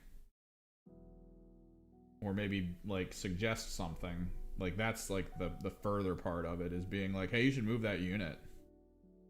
Oh, look, you moved the unit. I'm going to roll my dice now and see how many mortal wounds I put on you. Like that kind of stuff.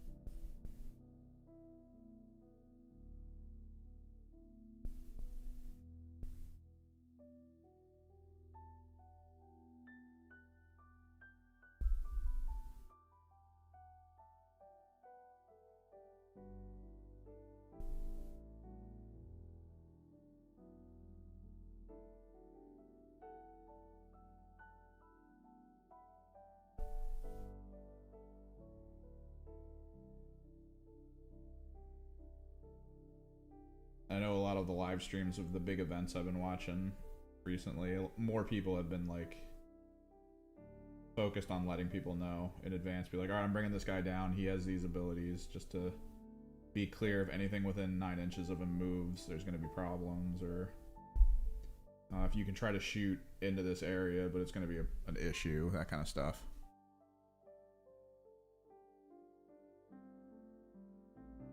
The way a lot of people prefer to play games.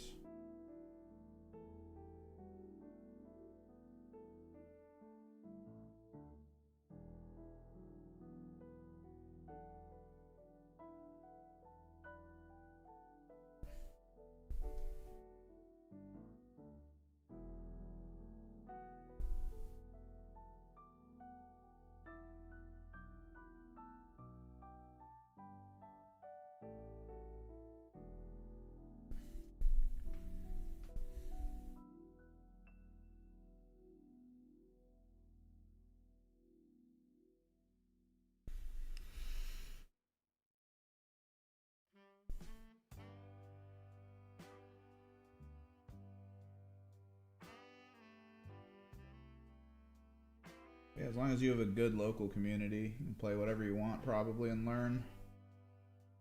Death Guard are forgiving, but like, if it's not your playstyle, if slow and methodical is not your playstyle, no, yeah, it's definitely good.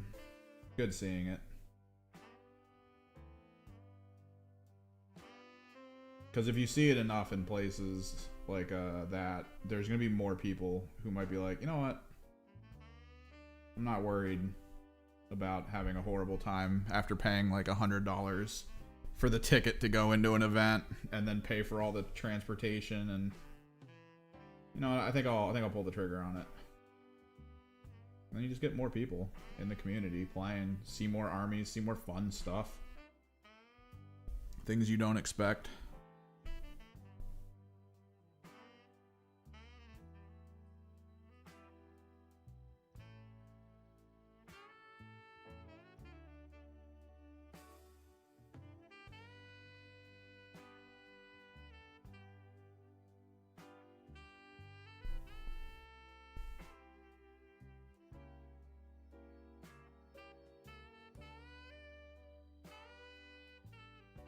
Brings a whole new face to the game.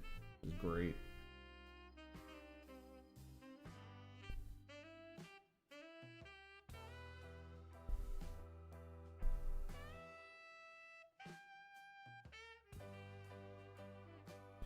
The compendium tier list is me talking mostly from the perspective of if you want to find a team that kind of keeps your interest over time just by having so many variations to it, that like you're always finding moments where you're like, oh, I'm gonna play this instead, I'm gonna play this instead, and just bringing fun stuff to the table for one team that you can learn. So my compendium tier list is my own perspective. It's not like a meta tier list.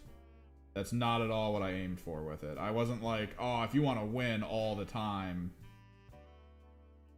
pick this team.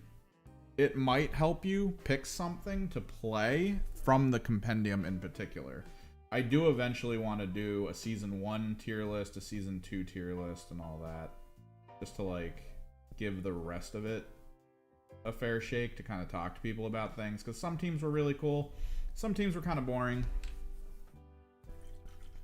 There's hits, there's misses. The way of the world. I might go a little late today, because we have one more guy to do. Actually, we could do him tomorrow.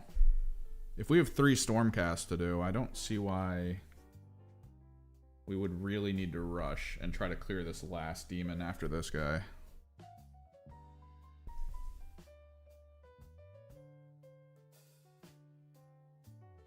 Maybe. Maybe we spend a little bit more time doing it. I'm done next week's video. I got the B-roll today.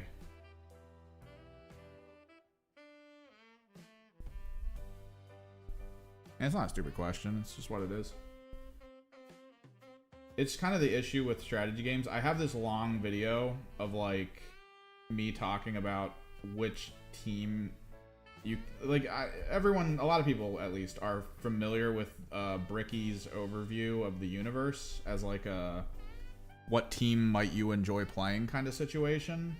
And I get it. When you listen to him talk about it, there's like elements of it where it's mostly about lore and like the fun side of it. But I am always of the mind where like lore and that type of stuff can, for some people, only go so far. Right? Like there's teams that exist where when you pick them, if you're picking them for the lore and then you start playing them and you look at their rules, you're like, I actually really don't like these rules at all. Like that could kind of ruin it for you. Or if like there's units that don't really match what you're hoping for. Like if you're gonna pick, if you pick like I don't know, if you pick Tyranid but you mostly wanted like mounted type units, the Tyranid have mounted type units, like the fast attacky type things, but they're not really what you would expect, I think. So like you might just dislike them, even though you were like, oh, I was hoping the Tyranid would have fun stuff with that. Meanwhile, like the orcs might have been what you wanted.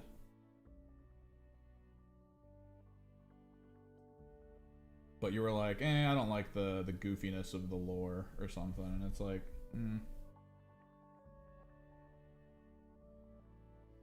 Don't worry about the goofiness of their lore.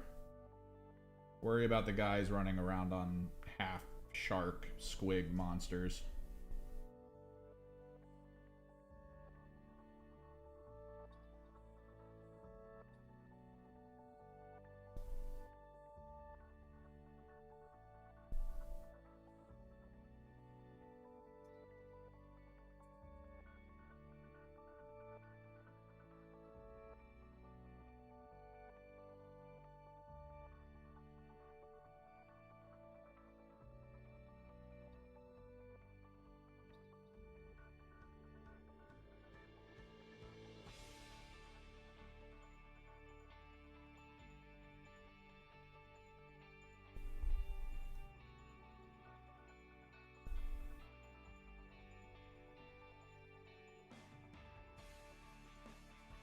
Kind of want to do a video about that eventually. One day. Because that's a long one. Some people, I mean, I don't know why, but some people aren't into that goofiness as much as some of us.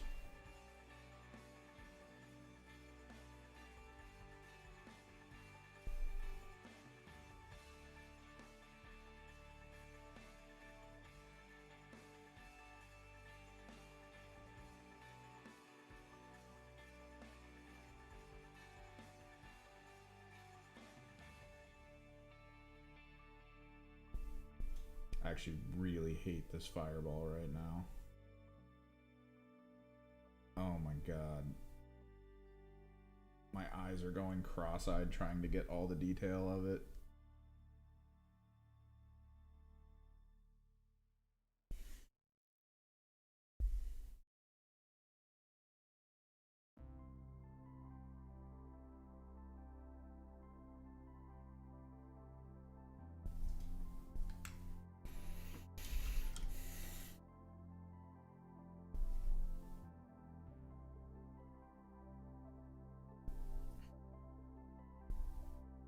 I mean, I'm surprised all of us don't just play orcs. Like, why not? What's wrong with us?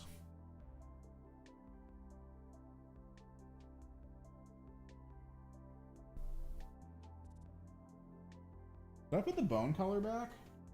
I shouldn't have. I got the mummy color out. I think I put the bone color back.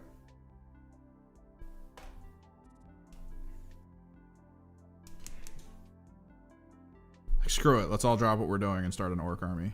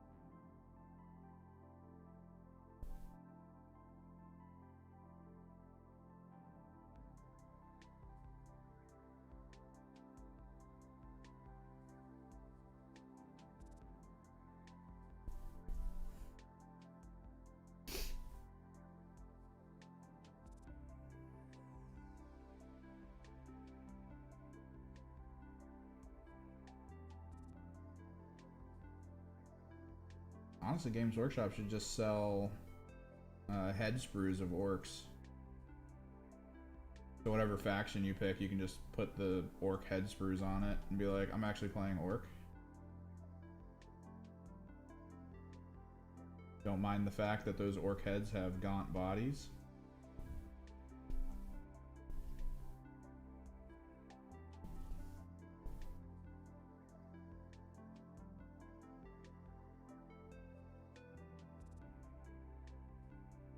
The orc combat patrol is really good.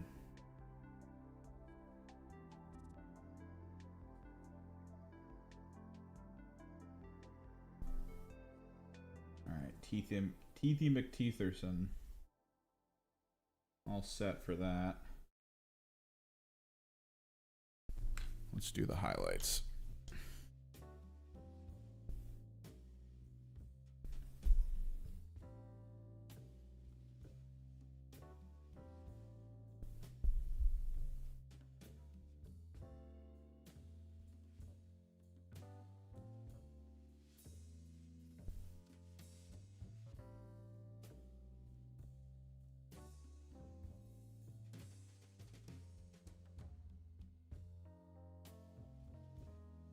Favorite non-purple purple.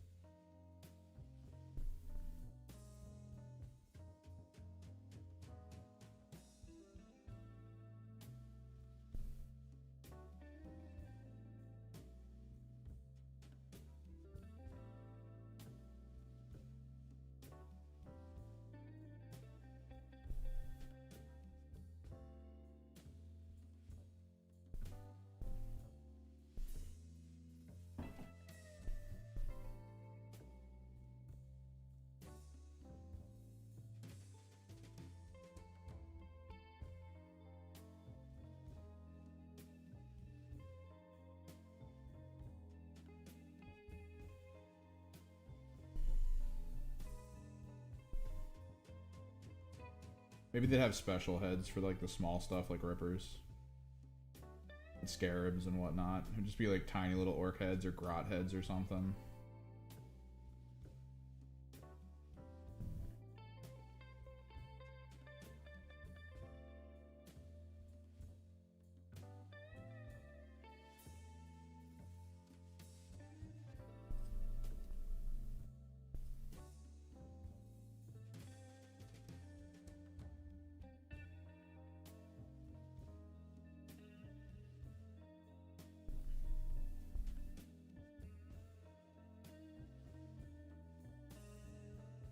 I mean, you kind of have to. There's still a lot of models, I think, from the orcs that, like, don't really exist, right? Like, that's still a thing. There's still, like, things the orcs have where it's like, well, I guess we gotta go get this, like, specialty thing. No other real way to get it than printing it and building it out of, like, cardboard and green stuff.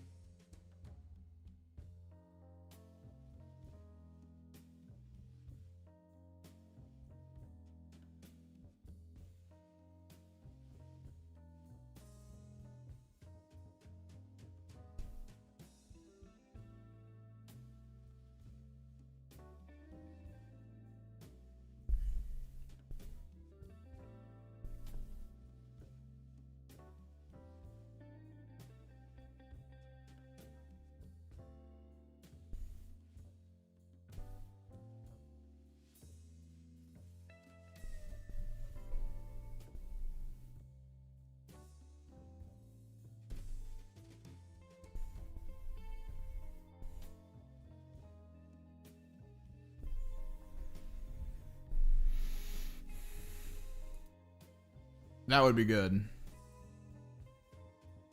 Bringing that kind of stuff back. Here, let me do... This thing technically has some eyes, so let's go... Let's grab the yellow and try to spot them out.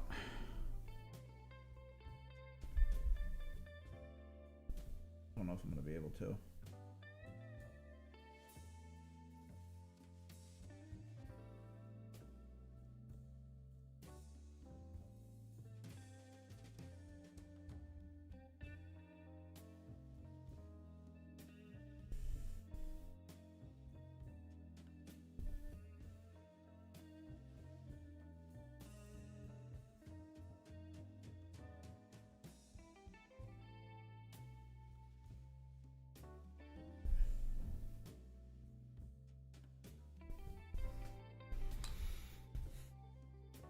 Most likely they're going to get rid of the Deathcopters and Dreads and change it to something a little more reasonable. Because Deathcopter speed, like, not a lot of things in the game have it. Dread durability, not a lot of things in the game have it. So, like, that's what makes them so strong. And then the ability to freaking retreat and charge. Like, what? It's so strong. Their general rules are just way too powerful.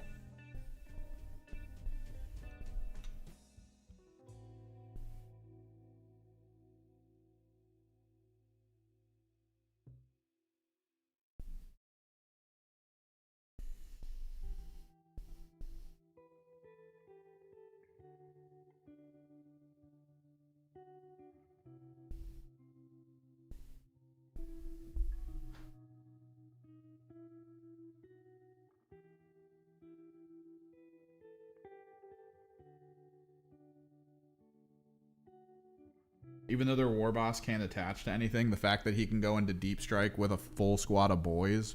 What? Rapid Ingress that nonsense. Like, they're so good, dude. They're such a good team.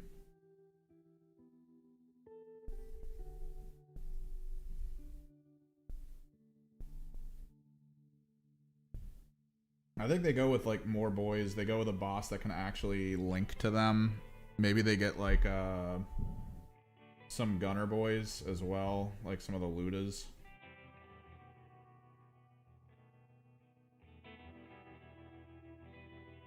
I do think they need speed. I just don't know if Death Copt is the way to go. Maybe Storm Boys?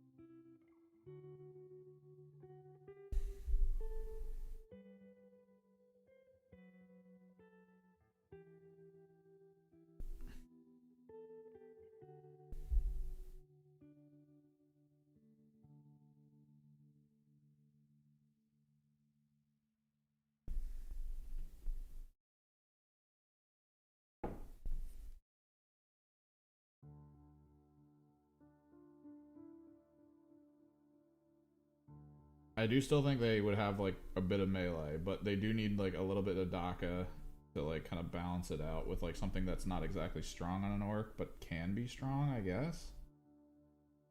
Because orcs really are all about, like, roll well and win, roll poorly and super lose. All they need to do with Gaz is give him an aura. He needs to be their aura wielder. Like, it's just the reality of Gaz. He, like, all the armies that tend to do really well have some kind of, like, aura wielder guy providing units nearby with, like, a decent aura.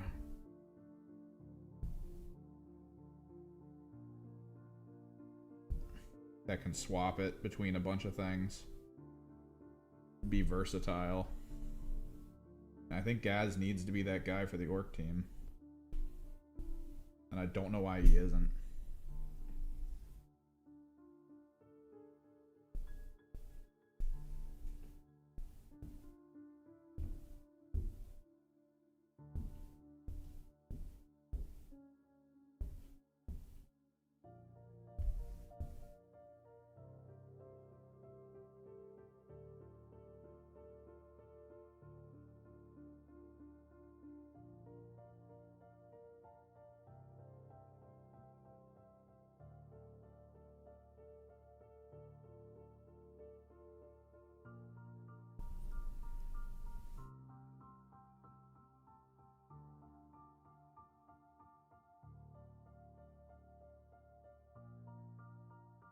I'm realizing every single one of Ephelim's Pandemonium has some form of fireball.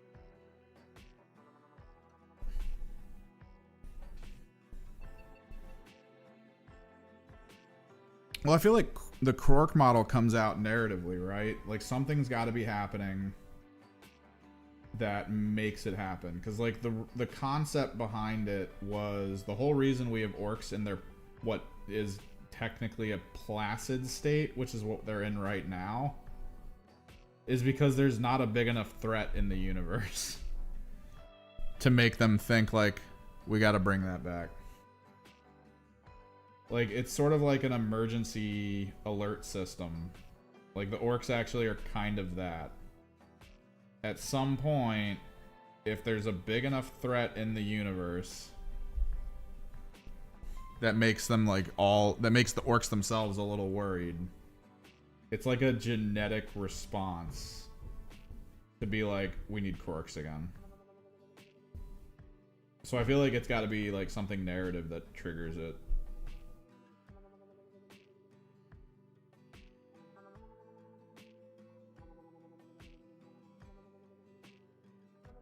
Because for the most part, them fighting with humans and doing all that fun stuff, it's fun for them.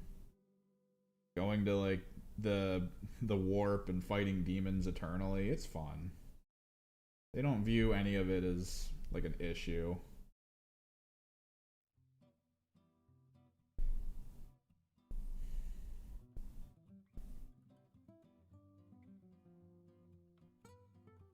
And that's going to be, like, the narrative function is we've seen orcs excited for combat. We've seen orcs thirst for that kind of thing. We've seen orcs, you know, be happy this whole time. Like, that's what we've been seeing. Happy orcs. But we've never seen orcs afraid.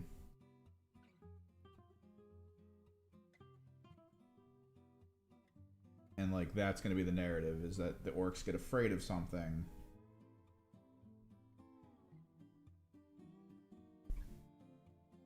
And the next thing you know, boom.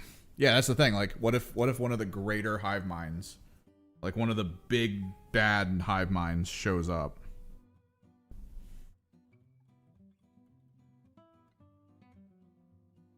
Maybe that's the event.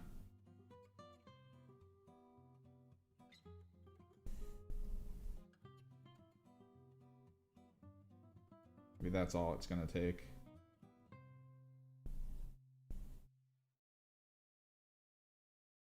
And then boom, we got Quirks again.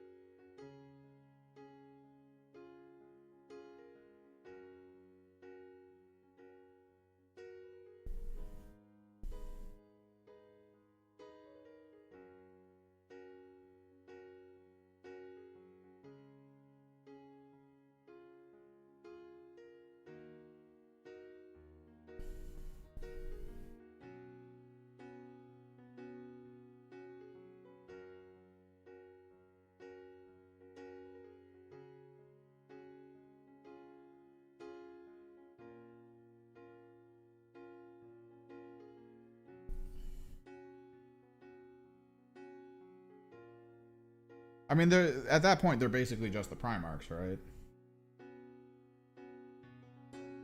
That's like the big reveal, dude. That would be a wild reveal. Is the program the Emperor used to make the Primarchs was basically merging his genetics with Krork's, so he could have a controlled Krork. Because wasn't that the thing? I'm trying to remember the general lore of it all. It's he created Thunder Warriors, and those kind of sucked.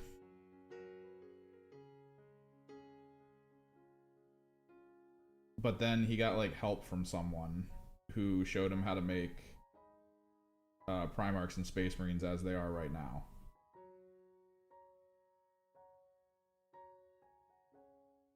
What if that was the secret that she figured out? Was like, hey, check this out.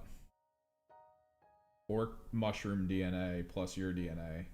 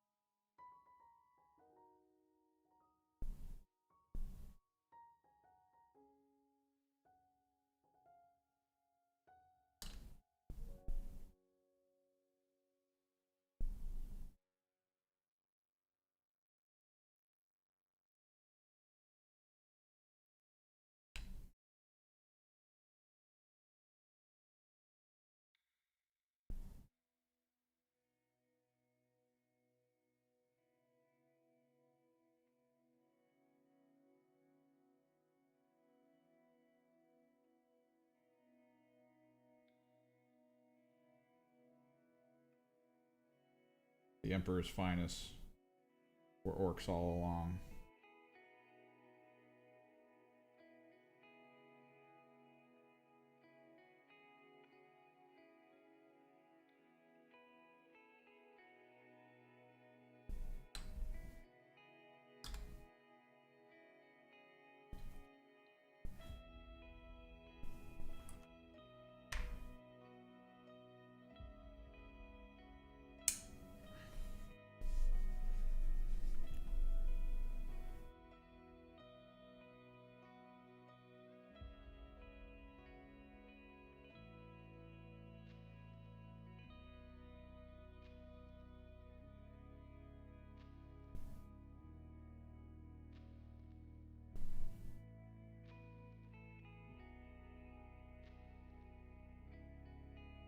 I think one more thing.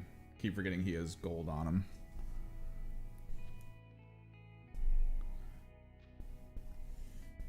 I'm gonna have to call it. It's 3:30. I highly doubt I'm gonna be done the other one before 4 o'clock. And I want to get moving on some other stuff. I gotta take home some things.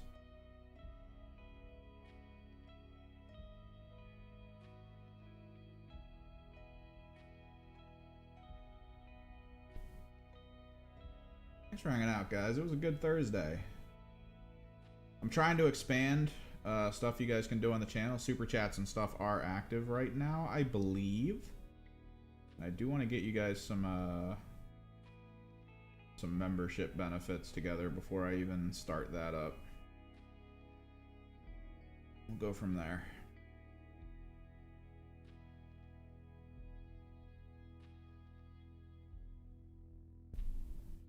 As per usual, this VOD will be up eventually. I want to wait for it to finish and then I'll edit it so you guys can watch back to see the process on these 4 demons.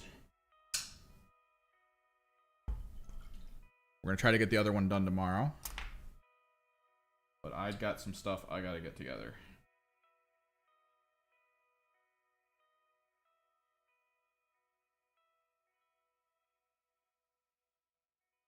I'm liking them.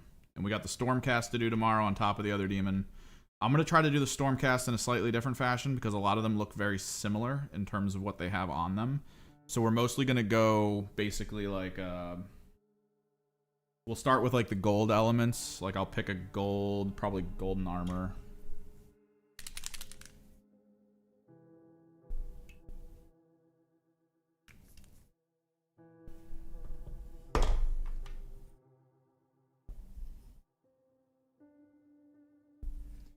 like the purpose is basically just to go kind of like, all right, we'll hit this with gold kind of deal. We'll get through it. And then once we're done with one unit's like element that makes it kind of what it needs to be, we go, all right, and then we move to the next one. We don't keep jumping around with colors on individual units. We actually try to focus in a bit and power through, because they are very similar. They're kind of like the custodies of AOS. Very similar looking functions.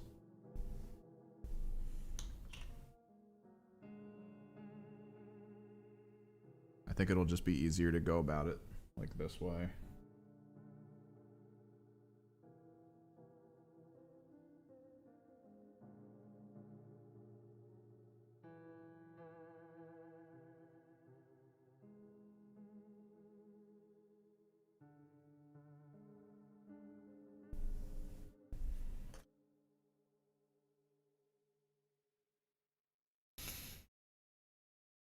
Oh, thanks, Anthony. I'm gonna take a picture of what we did today and I'll post it up on the Discord. But yeah, tomorrow we got to get into it. We got to try to finish. We got to try to finish the last demon. This little guy. It won't be that hard. He's gonna be very similar to how the koi fish worked out. We're gonna pick some simple colors, put them together. Big thing is gonna be to try to white these holes that are on his base to make them glow. The holes on the base might be orange because it looks like whatever he's carrying is melting and dropping.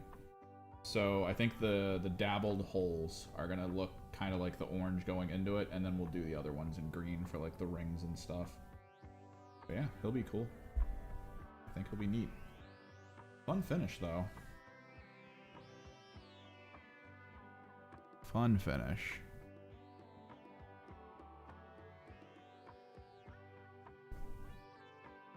Till tomorrow, guys. Later.